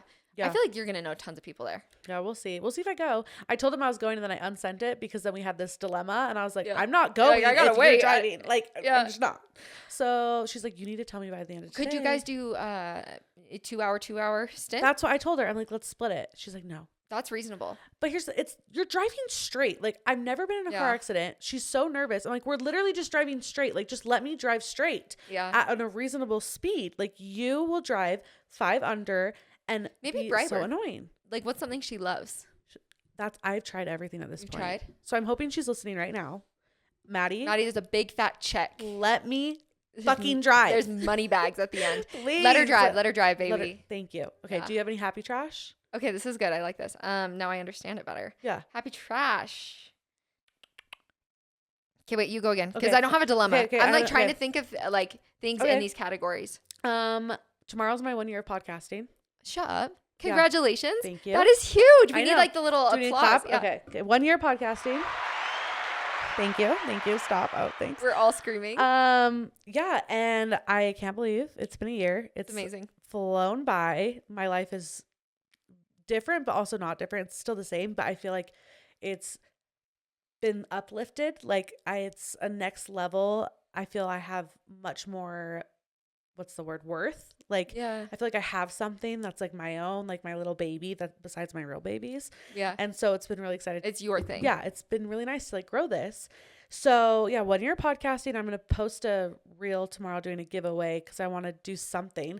Yeah. So I'm going to give away some of my guest only sweatshirts that you got today. Amazing. So look out for that. But 1 year of trash. You're amazing. Congratulations. I look back and because I'm making like the video like since I started, and I'm like, oh my gosh. Who was your first guest?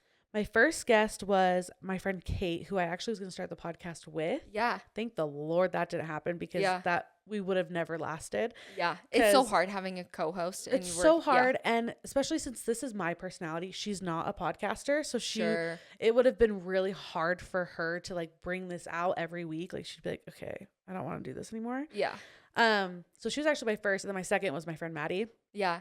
But I did a lot of solos more in the beginning. And so like listening back to some of them, I'm like, oh, geez. I love it. That's rough. But it's just fun to see how much I've grown, seeing how I've really always had the same layout, but to see it just get better and better each episode has been super, super fun to kind of notice that change and see how I've grown.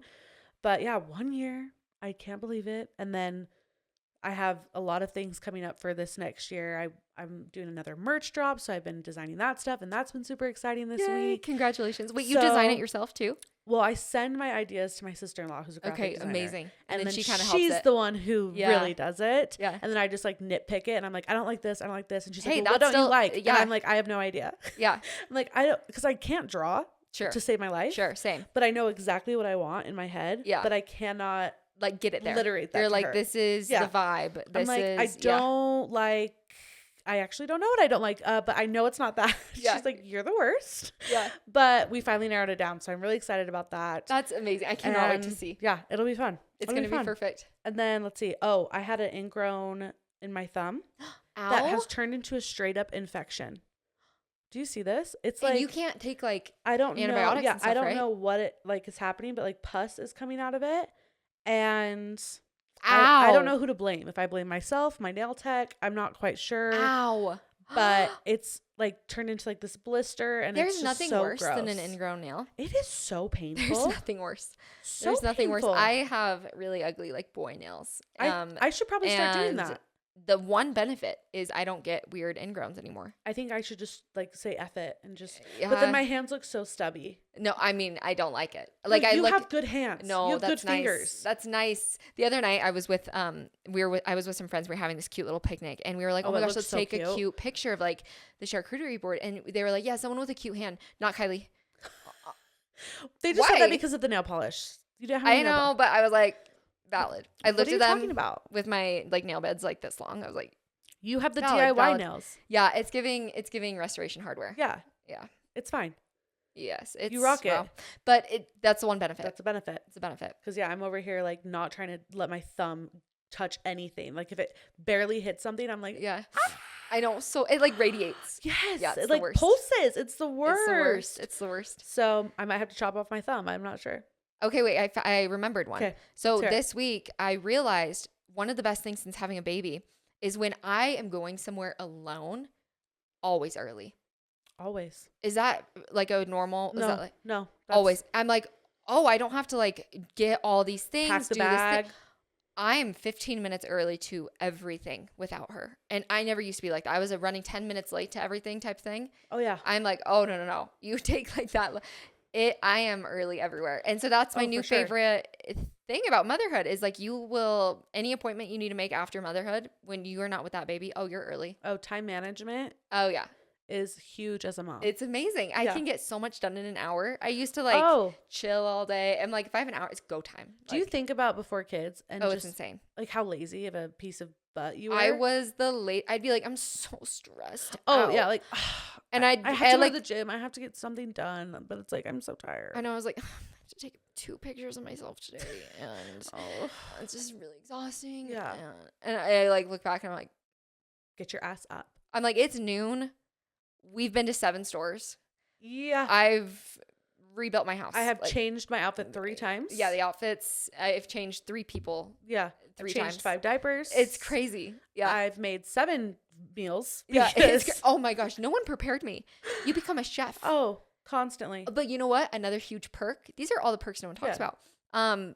My fridge and pantry before having children was naked. It was so sad. It was bare. Yeah. There was like some leftover like peanut butter from. There was just like sauces. Oh. Like it wasn't real food all the time. Yeah, it was like a fridge full of like soda and condiments. Yeah. And like I was eating out every time. Now that I have a baby. Oh, fresh fruit all day long. Oh my gosh. All day long fresh fruit. Like veggies. Like I'm actually like making full meals. Like most of the mac and cheese, yes. But it's a meal that I'm making at home. And I'm like, this is amazing. I have a pantry now with like snack drawers. Yeah. I never had that before. Yeah. Like.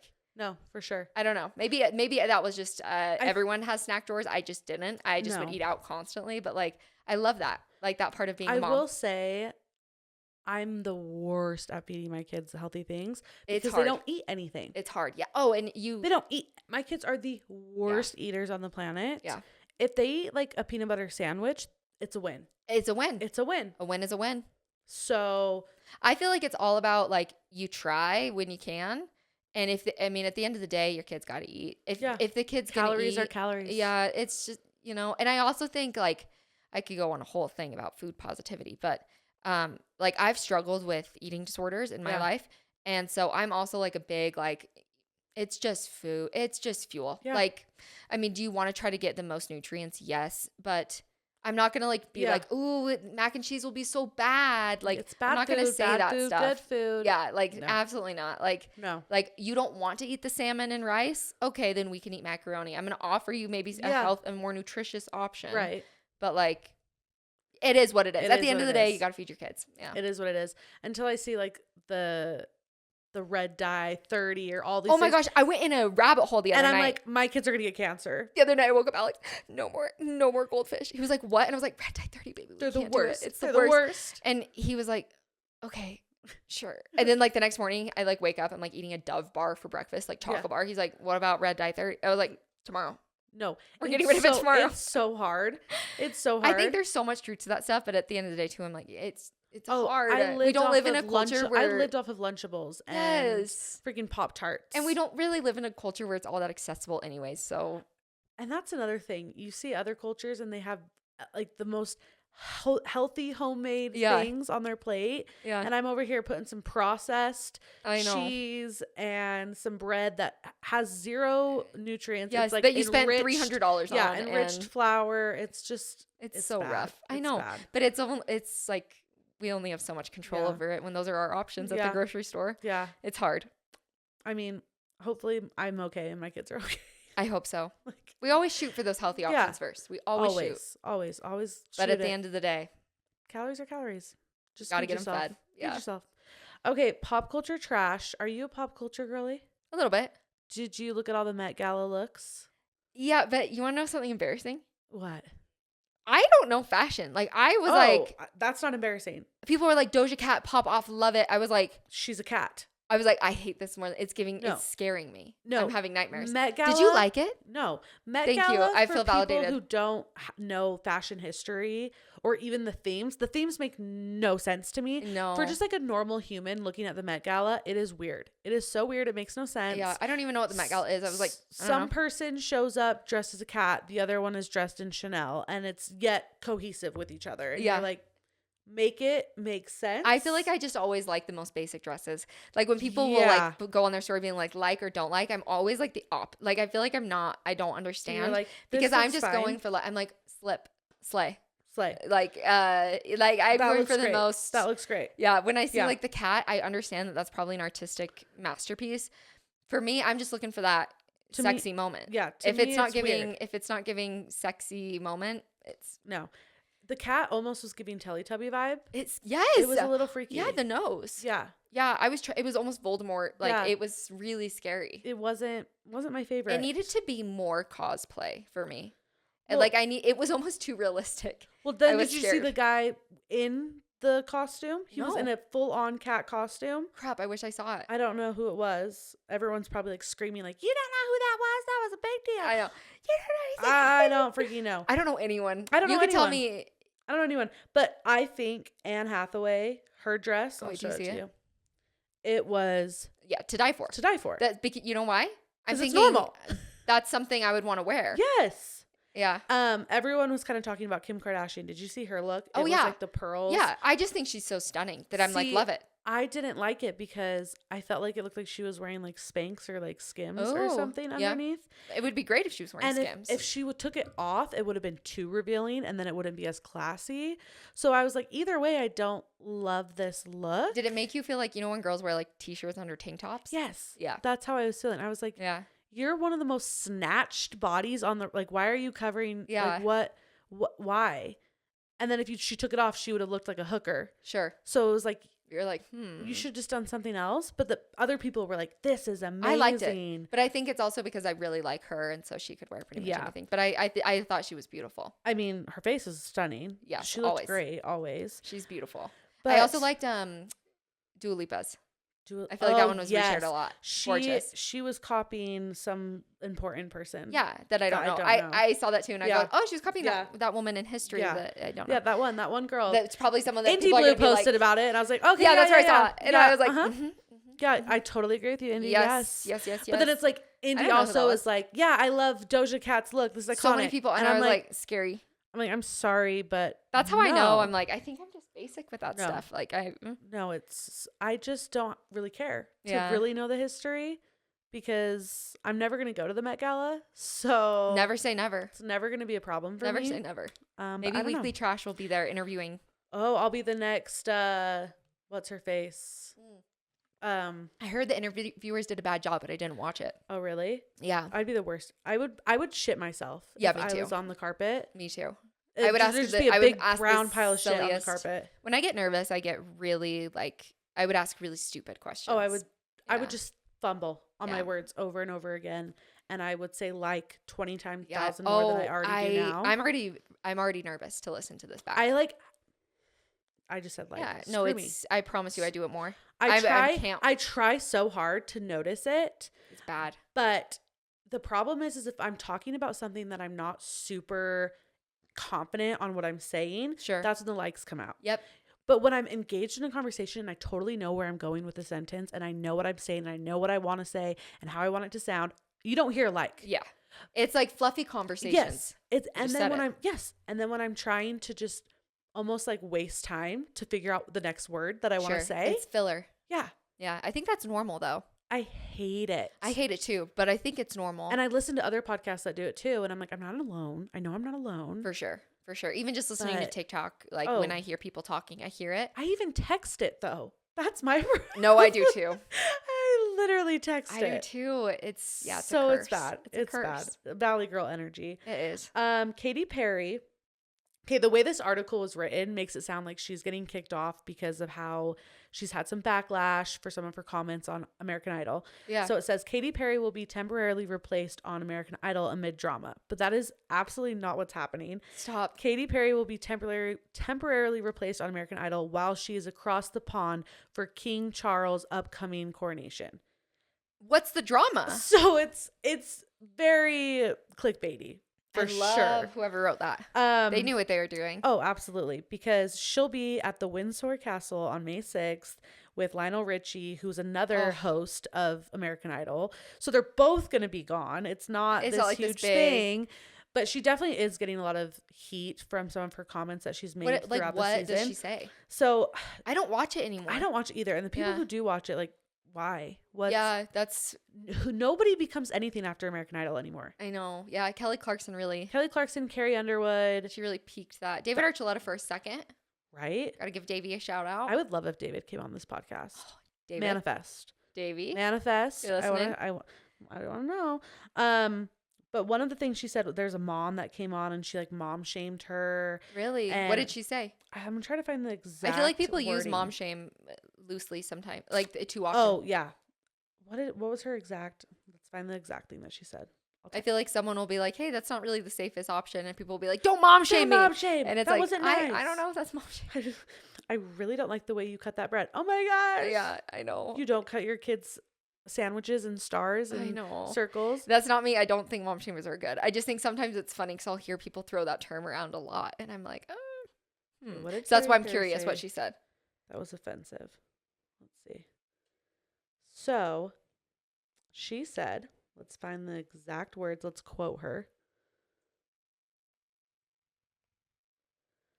Oh, okay.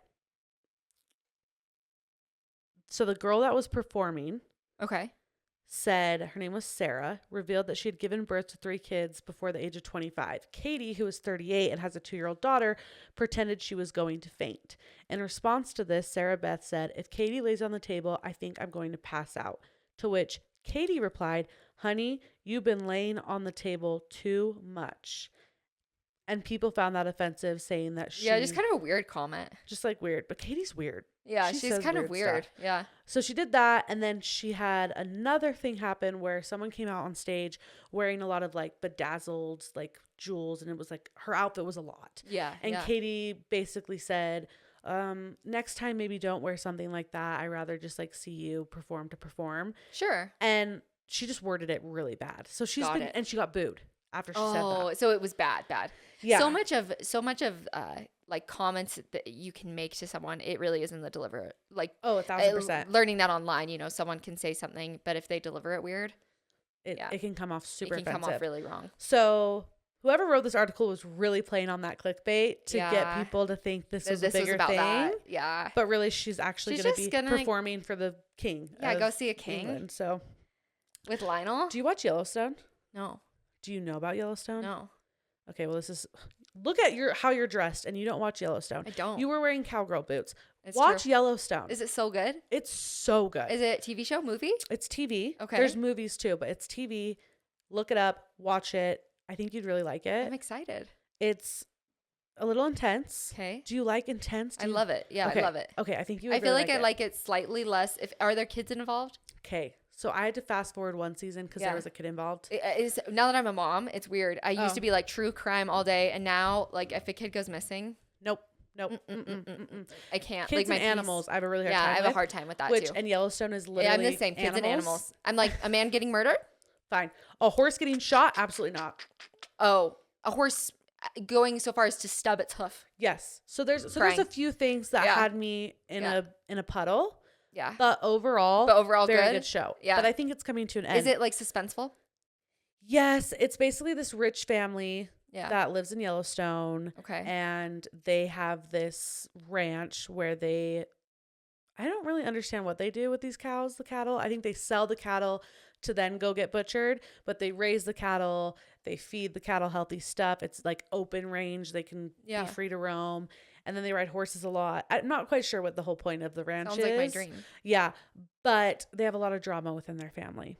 So it's a good one though. But I'm excited. The main person his name is Kevin Costner, and he and his wife just got divorced. And the reason why this is a big deal is because there's been a lot of talk that Yellowstone isn't going to come back and that he's not going to come back, and he's like the main star. Yeah. And that he's been like having some issues and he's been really like diva-like. Interesting. And now it just came out that he's getting a divorce. So I'm curious to see if this will affect, because what they did is they did a mid-season finale, which is the weirdest thing to me. How does that work? Like just do a finale. So they were just like... Yeah, they stopped mid-season finale. This was 3 months ago. Yeah. They were supposed to come back, I want to say in 2 months. It did the storyline just like really fall? Was it just like random? This season's been really slow and weird. I think there's 4 or 5 seasons. And so it was strange for them to just say, okay, see you back in 5 months. Yeah. I'm like, who does that? Just say it's a season finale and come back in 5 months. Don't say it's a mid-season finale, because now we're all confused. So, and people were saying it was weather because the snow and all of that. But now I think it has to do something with his personal life. So if you watch Yellowstone, this might be a hint to why they aren't coming back. Why they aren't, yeah. Okay, now I'm going to go binge it so I can get on the same page. You should. And then you have to tell me I'm excited. who you think is the most attractive. Oh, I love that. Because... Are they all stunning? The cowboys are cowboying. And it is... Are there cowgirls? Yes, I love it. There's girls. There's this one girl on the ranch. She's so freaking funny. And then there's like these rodeo girlies that do rodeo, and they have like a cowboy. Each of them have like a boyfriend that's on the ranch as a cowboy, and it's just. I can't wait. It makes me want to like move to Montana. Oh, for sure. And wear big belt buckles and cowgirl boots. Absolutely. That's already like it's my thing. My dream. Last, Meghan Trainor basically says her husband has a really big dick, and that sex is really hard for them. Incredible. And that she's been like in pain. Where did she just like get on TikTok and say? She said this on a podcast, and she said, I've been talking about how tight I am, and my husband is so very big. Meghan Trainor said, I thought that was our problem, but it turns out she just needs to like get like stretchers. So she does the stretching technique where they go in. Wait, she has to stretch her vagina? Yes, she has to stretch out her vagina, which is crazy because she's had a kid, and she still is in pain. I'm amazed. So I'm like, how big is his dick? And imagine going on a podcast and being like, I have the tightest cooter in the whole world.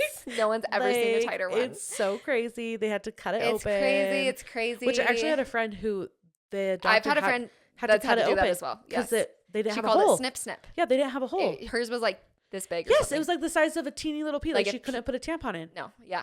Isn't that how so crazy sad? Is that? Also just sad because I'm sure that like if you've ever tried putting a tampon in, that's already not comfortable for like someone with a normal size. And it's like, intimidating and scary. It's very scary and very uncomfortable. And imagine your first time and you don't know you have this issue. Like, yeah.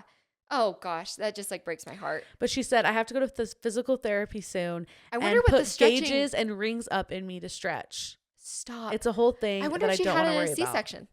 Maybe she did. Because that, I feel like, I mean, although they say it kind of goes back after. Maybe it was like this before and then after. Because she says, I can have a fun time with other stuff. She insisted. I'm very satisfied. My husband, I take care of him. He's fine. He's satisfied. We're great, but it's tough. That would be hard. That would be really hard emotionally. I feel like not, because I would be nervous every time I would have sex. If I was like constantly in. Yeah, like after if that was a like, painful thing. Am I gonna be okay after? I want to know how many women this happens to. If you're listening and this like, yeah, this is you. Is this fascinating? Because I've never heard of someone but we both have a friend that had that surgery, so maybe it is common. But that friend that had it, she hasn't had sex yet. My friend has, and it was fine, but not before the surgery. Okay.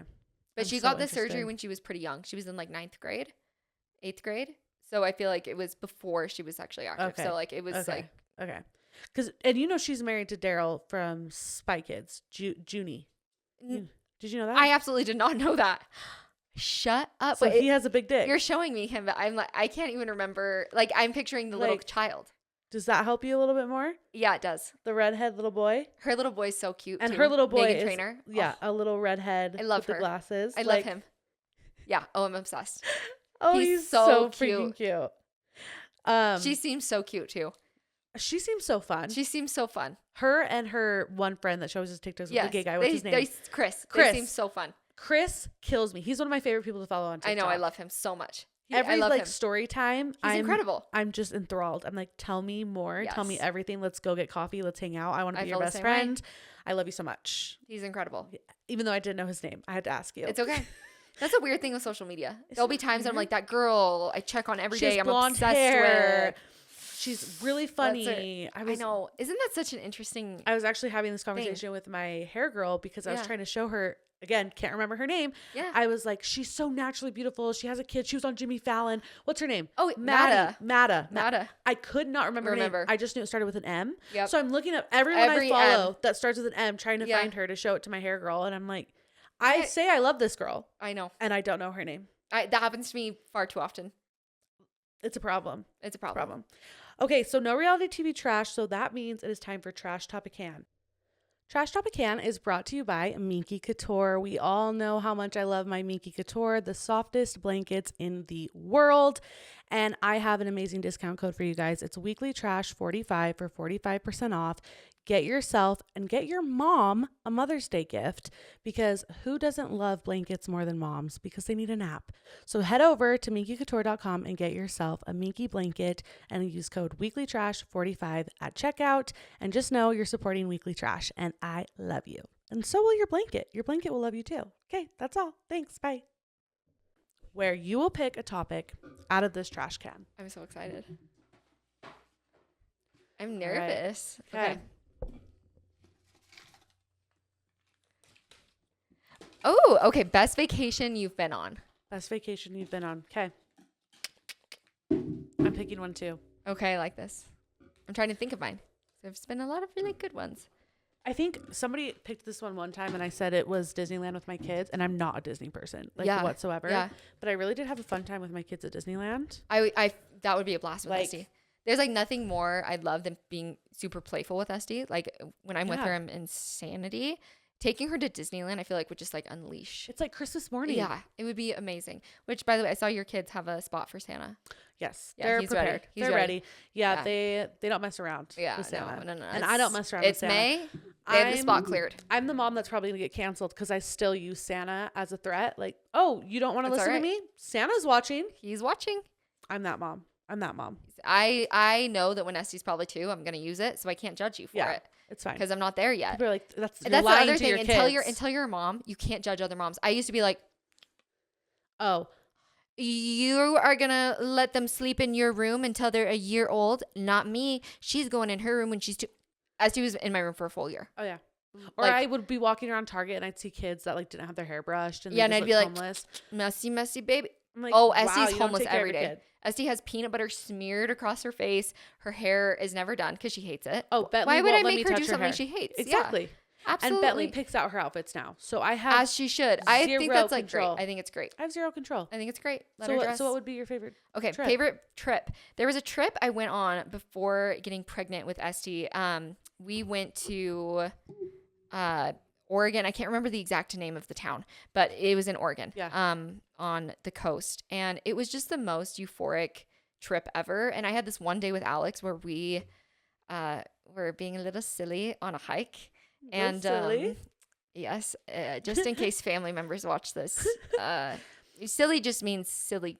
It just means we were goofy. And that's it. Yeah. Yes, we were silly goofy, and it was so much fun. Like I felt like a little kid with my crush, and we just hiked around. We like laid in the sun for like 2 hours, and it was also the trip that we decided we were ready to like start a family. Is for that real. Where she was made? She was not conceived there. She was conceived back at home. But it was like the trip where we were like, we're ready for this next step in our relationship, and I just felt so in love with him. It was so special. Aww. Like it was the best trip. I feel like you guys go on a lot of trips. We did, and then it's funny. now that she's older, so it was so easy traveling with Yeah. her when she was like up until like 6 months, Yeah. I would say. It's like a breeze. Also, if you're a new mom listening to this, like if it's your first, take advantage because they're just sleeping the whole time. Like, and that like trains so them fun. to be used to it. Oh yeah, and she thrives in chaos now. Like her first birthday, there was like 50 people at our small little house. Like it was insane. All the other babies were overstimulated, and Esther was just like, she was just vibing because she's been in the most chaotic situations. Put your kids in the situations that you want to be in. Because my kids, if I travel with them, it's hard. It's hard because they're not used to it. One thing is though, and I think it's probably both things. Also, as she's gotten older, it's harder. Just because now she's mobile, we can't just be like, oh, just sleep on the flight. Like, you know, plan her nap right with the flight time. Like, we can't really do that anymore. Like, if she's distracted, she's up. And so we've been traveling less, but we've also kind of taken advantage of like solo traveling. So Alex just went on a boys trip, and then next month I'm gonna go on a trip with a girlfriend. Where are you going? And it's kind of nice because like Esty can then just stay back at home. We're going to Dallas. One-on-one time with a parent. It's like a win-win. I'm not stressed because I'm like the best caretaker ever is with her. That's the best. And I kind of want to go on a trip with a friend anyways. Love Alex forever, but it's kind of nice. Girls trips are fun. We talked about that. It's so healthy. I need Maddie to let me drive, so you do. We can go on a girls trip. Yes. Okay. Let's see what this one is. Oh, this is a really good one to ask you. Oh no. What's the most trouble you've had to get yourself out of? Oh gosh. So many things. I was naughty. Because we were kind of talking about the wild side. I was so naughty. I said, because what I texted you is I was like, I'm pretty sure. Oh gosh. Because I had your phone number. I don't know how I had your phone number. What if we had it from high school? I really, I'm trying to figure it out. No, like we might. Because I do not remember your MLM days. I don't remember reaching out to you in my MLM days. So I don't think it was MLM. I feel like we probably knew each other. It was high school or Who were you G-Eazy. friends with? Like, who were some of your best friends? We'll have to name drop later. It wasn't my best friends that you would have met me from. Yeah. Because they're so Molly Momo, wouldn't do any of the crazy stuff I did. But I have 1,000 acquaintances. I'm that person that I become best friends with a rock. Yeah. So I had friends at every school. Yeah, and you're down to do whatever. And I'm down to do whatever. Yeah, that's exactly how I was. So how I think I remembered you was at G-Eazy. One of the times I was backstage, everyone was like talking, like chitter chat. Everyone was talking about it. That has to be how we met. And they were holy shit. They're like, this girl, she won't have sex with G-Eazy, and he's so pissed because like he wants to have sex with her, and like she won't, and everyone was like pointing. It was you, and I'm positive it was you.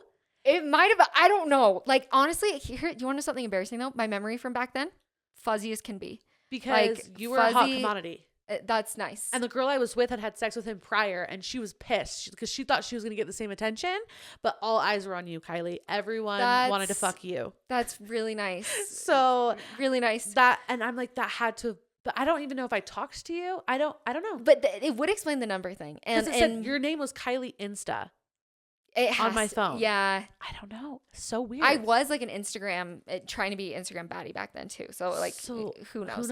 Like I said, like I just always took pictures all the time. Yeah. So who knows? But you were wild. I was absolutely insane. G-Eazy wrapped around your finger. Aaron Carter wrapped around your finger. Aaron Carter. Now he's having a documentary about him. So are you going to be in it? Absolutely not. No. Are they going to ask? Absolutely not. I feel like like looking back, I feel like every time I went on tour, like he would just try to like get with a girl. Yeah. And like sadly at the time I just like had no self-confidence. And so like a celebrity was giving me attention. So it happened because he came to my sorority. Yes. And like we all met him and he was like up, like he would not leave my side. Oh. And then he leaves and he tweets Kylie with all these hearts, all these things. What am I going to do as a 21-year-old insecure girl? I'm going to DM him back on Twitter and be like, you rang. Like I was like, hi. Like I said, hi back. I'm like jealous and I don't even want Aaron Carter. Just dumb. I mean, it was so dumb, but it was really just like I was so insecure and like, this was a like cool thing that like, oh my gosh, he wants to be with me. But here's the thing. I think, so he did this because he was doing a thing with all sororities, competitions where every time he would go to your state, there was like, we won something to like meet him. Okay. So it was like a meet and greet for sororities. So I have a theory that it really wasn't that special. Like I think he probably did this to a ton of sorority girls where he would try to like get with them and like the girls that were probably struggling like me and were like, oh, cool, attention. Yeah. I don't care that it's from probably not the safest person. Like, yeah, that's cool that I'm getting attention. So I think he like knew that he was probably not supposed to do that. Yeah. And he like talked to me for a long time after. Like my sister and I went to Chick-fil-A with him once. I have like pictures in a drive-thru with like him and my sister. He would like FaceTime me and like talk with my dad on FaceTime, like weird things. But I think looking back, it was probably to like cover his tracks, to be like, I didn't kiss a minor. Not that I was a minor. I think I was 19. I didn't take advantage of anything. Yeah, I didn't take advantage of a situation. Yeah. And I'm not trying to speak ill, especially because he's like dead. Yeah. Rest in peace, Carter. Rest in peace, Aaron. That's very sad. Like, I'm not trying to, because I don't have any bitterness. Like, we're good. But it's always a complex thing when people bring it up, because I'm like, no. Like, I think it was a weird situation. I think it was a weird situation. Well, anytime I think about my G-Eazy days, I was a minor. My first time with G-Eazy, I was also 18. I was 17. Yeah. And we weren't allowed to take any pictures. And think about how weird that is. Yes. They're 20-something. They know we're 17, 18. Well, they knew, because they wouldn't let me pull out my phone. Yeah, they knew. They knew exactly. They knew. Yeah. They knew everyone there was especially under the age of 21. Oh, for sure. And being served alcohol. For sure. Yeah, for sure. For sure. Yeah, no, it's pretty. And I think this happens with a lot of celebrities. Like, these were, G-Eazy at the time was like not super big. No. Like, it was. And so I think and Aaron Carter, I mean, like, it's not like he's like. He was past his like glory days. This was a very small little concert. This was after his Hillary Duff. This was over that time. This was kind of like it was a thing, honestly, across the country with sorority girls, because we were the girls that grew up with that. So we were like, oh, this is fun. But it's kind of like your mom, like, having a crush on some 80s singer you don't know. Yeah, like Lionel Richie. It's kind of like.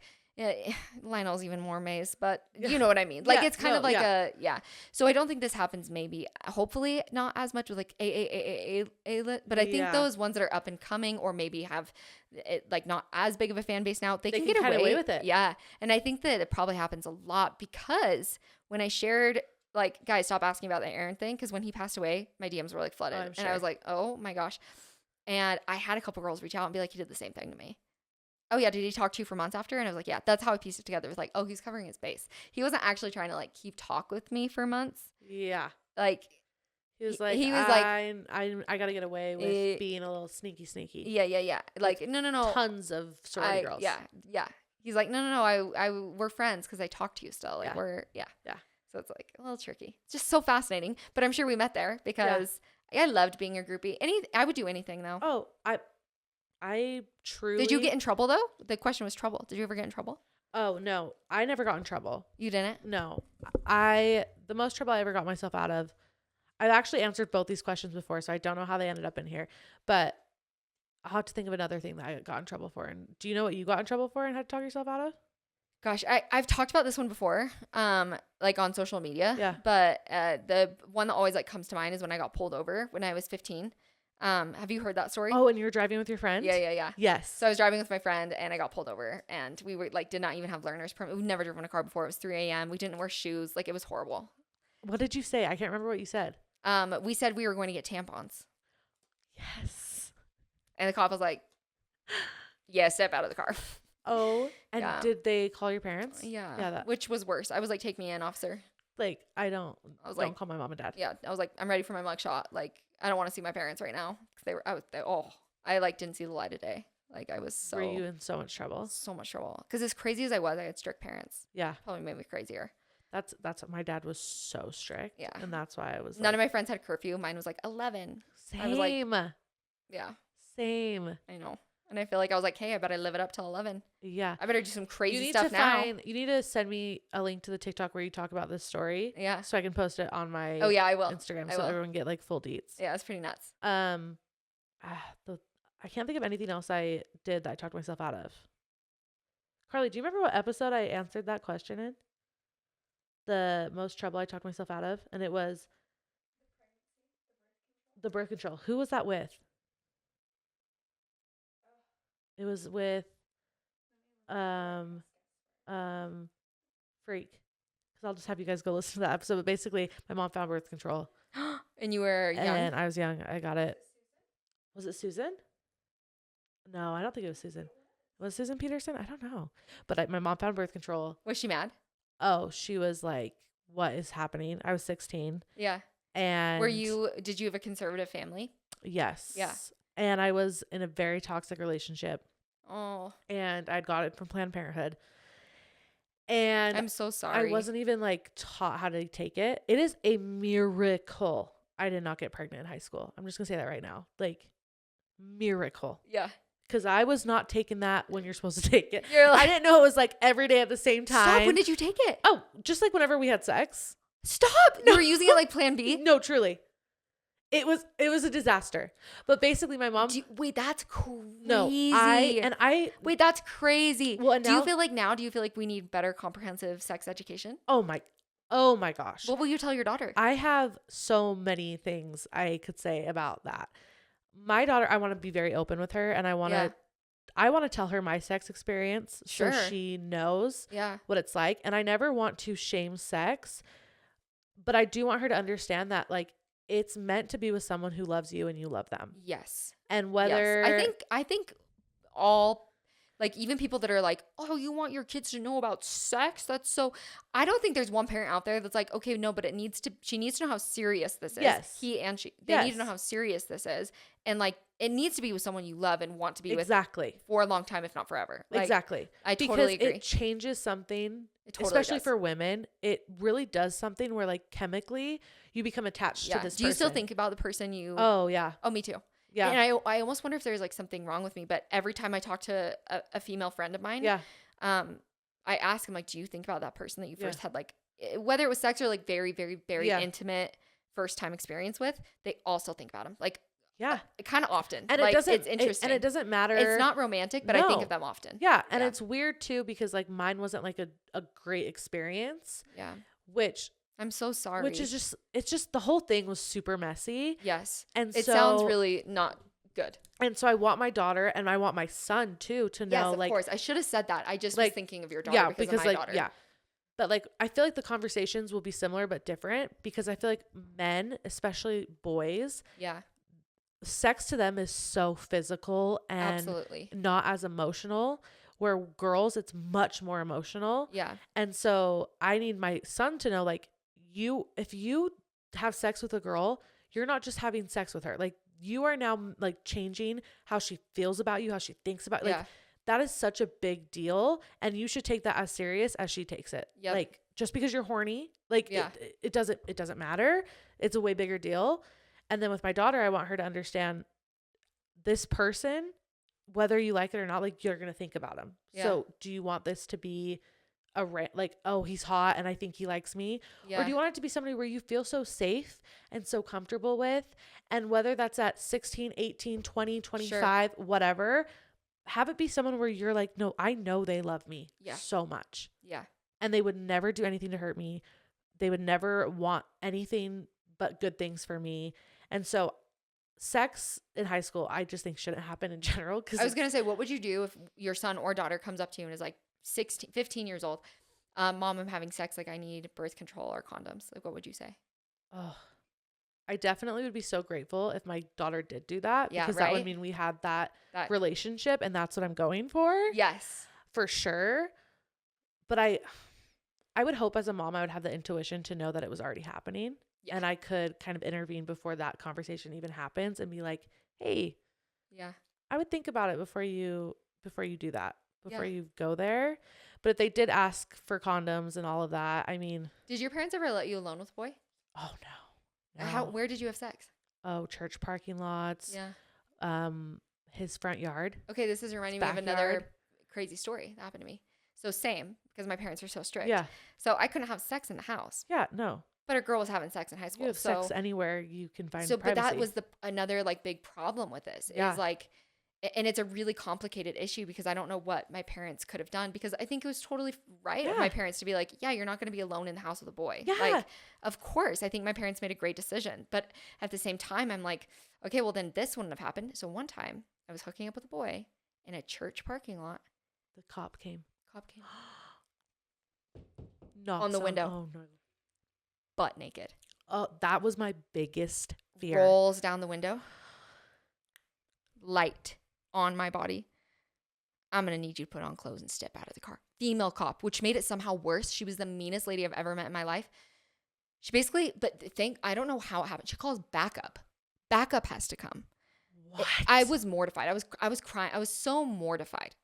this was my boyfriend of like 2.5 years. Like, and we were just like hooking up. We weren't even having sex, but like it was mortifying. Like I'm butt naked. Like this is awful. No.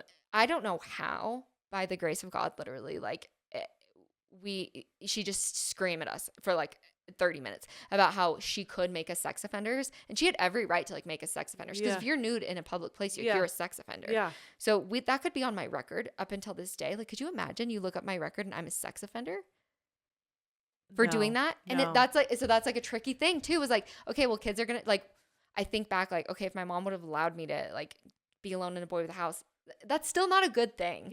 But it's like, but maybe then I wouldn't be almost a sex offender. Like there are kids out there that for sure, if they want to do it, they're going to figure out how to do it, and they're going to figure out where to do it. And it might be a more dangerous situation. Might be at a freaking park. Yeah, where maybe there would have been a kid around. Like, you know, of course this was like 2 a.m. So, but it was always late at night. Yes, and like it's an embarrassing story. Like I hope Esty doesn't listen to this one day, but like so she does. She learns. Yeah, because it does happen. Like that's the thing, and like and it's just so hard to know as a parent, like how can you create the most safe situation? Because obviously the goal is not at all.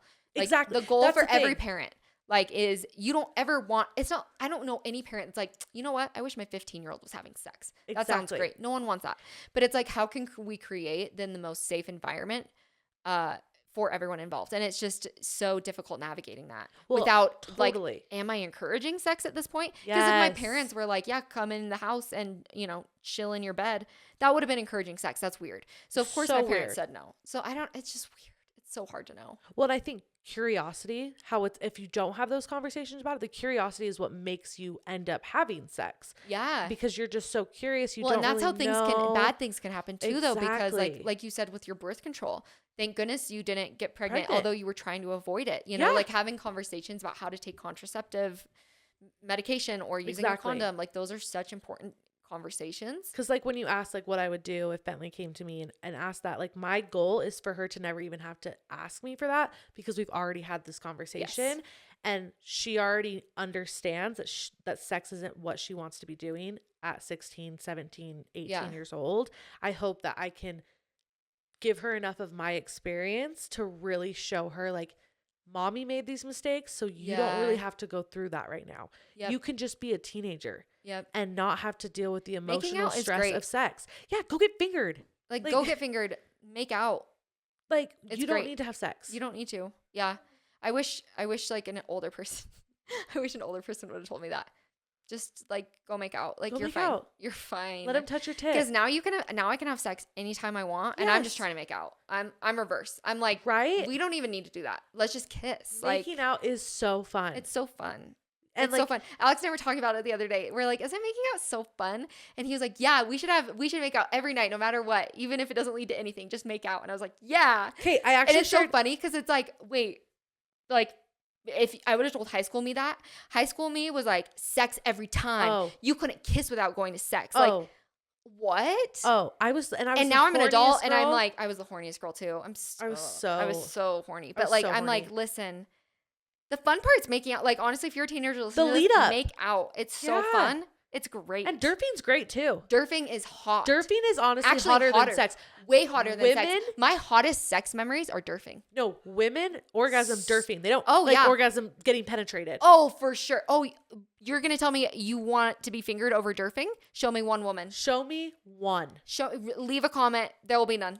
No. If there is, I'm sorry. We're sex positive. That's great. But Durfing's hot. It's so hot. So hot. If people that might not know Durfing, Utah term, it's dry humping with clothes on. Yeah. Super hot because you're like, you want to take off the clothes, but you don't. And you can feel the bulge right on your and you know clit and you're like, this is hot. This is good. Oh, yeah. Yeah. And you want to take off the clothes, but something about not doing it makes it so much hotter. So hot. So hot. So hot. This is how we tell our girls. We sit them down and we say, listen, you want to know what's better than sex? Have you ever Durfed? Yes. And exactly. Girl, let me tell you. I want these conversations with Bentley and stuff. That's how we need to do it. Maybe that's the key. Yes. My mom never sat me down and told me about Durfing.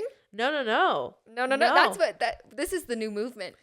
Tell your kids to Durf. The new parenting movement. Get your kids Durfing. Like, yeah. But then people are like, is that a gateway drug into sex? And it's like, It probably is. It probably is. But you know what? Start them Durfing and encourage the Durf for like 4 to 5 years. And then at 19, if they have sex, I think I'm naming this podcast Encourage the Durf. Encourage the Durf for sure. Because it's a movement. It's a movement. For sure. Make a t-shirt.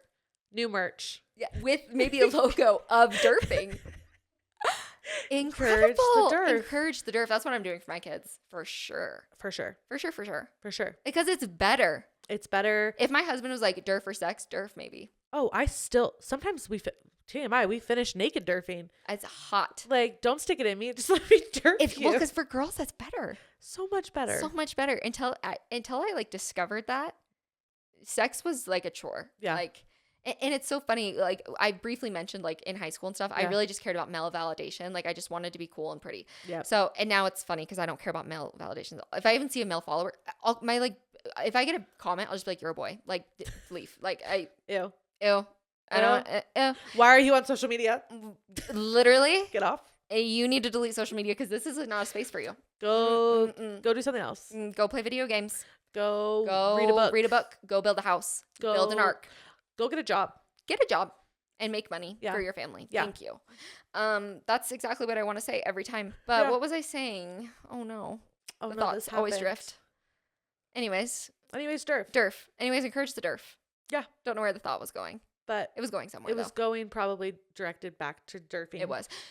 Oh, I was saying that until you discover a clit, you don't even know. Oh, yeah. You don't know what feels good. The male validation thing. Yeah. Like, I was just like, oh, yeah, sex is great. I didn't know what I was doing. I was just like. I didn't have an orgasm, like a real orgasm. No. Until my husband. Until Alex. Same. Until Alex. And then I was like, I should figure this out because you're definitely my partner. So, like, and now it's great. And I'm like, wow. No, it's so crazy when I look back at sex before my husband. Yeah. Also, the fact that I was so comfortable to let somebody like inside of me. Insane. Now, I don't even want men standing next to me too close at a grocery store. Truly. And you know what? Why do they even let men in a grocery store? I'm just kidding. And now that we're talking about it. And now I feel like there should be a women's only grocery store. And maybe this earth doesn't even need them. What? Yeah, no. It's crazy though. Like, I'm thinking of those things. Like, letting them into such a vulnerable space. So vulnerable. I'm like, why did I just, like, why did I kiss you? Why? I don't even know you. Insane. I think about all my memories and I'm like, I'm going to lock my daughter into a cage. She's never leaving. But I really do want to have these conversations with her and just make it so before she's even asking me for birth control or asking me about derping, like, she already knows, oh, my mom told me, like, I got to figure it out, guys. Like, I'm just going to derf. Yeah, I'm going to derf because it's better. It's fine. My mom told me. Yeah. So I'm sure many people are going to disagree with this conversation, but like, you're wrong.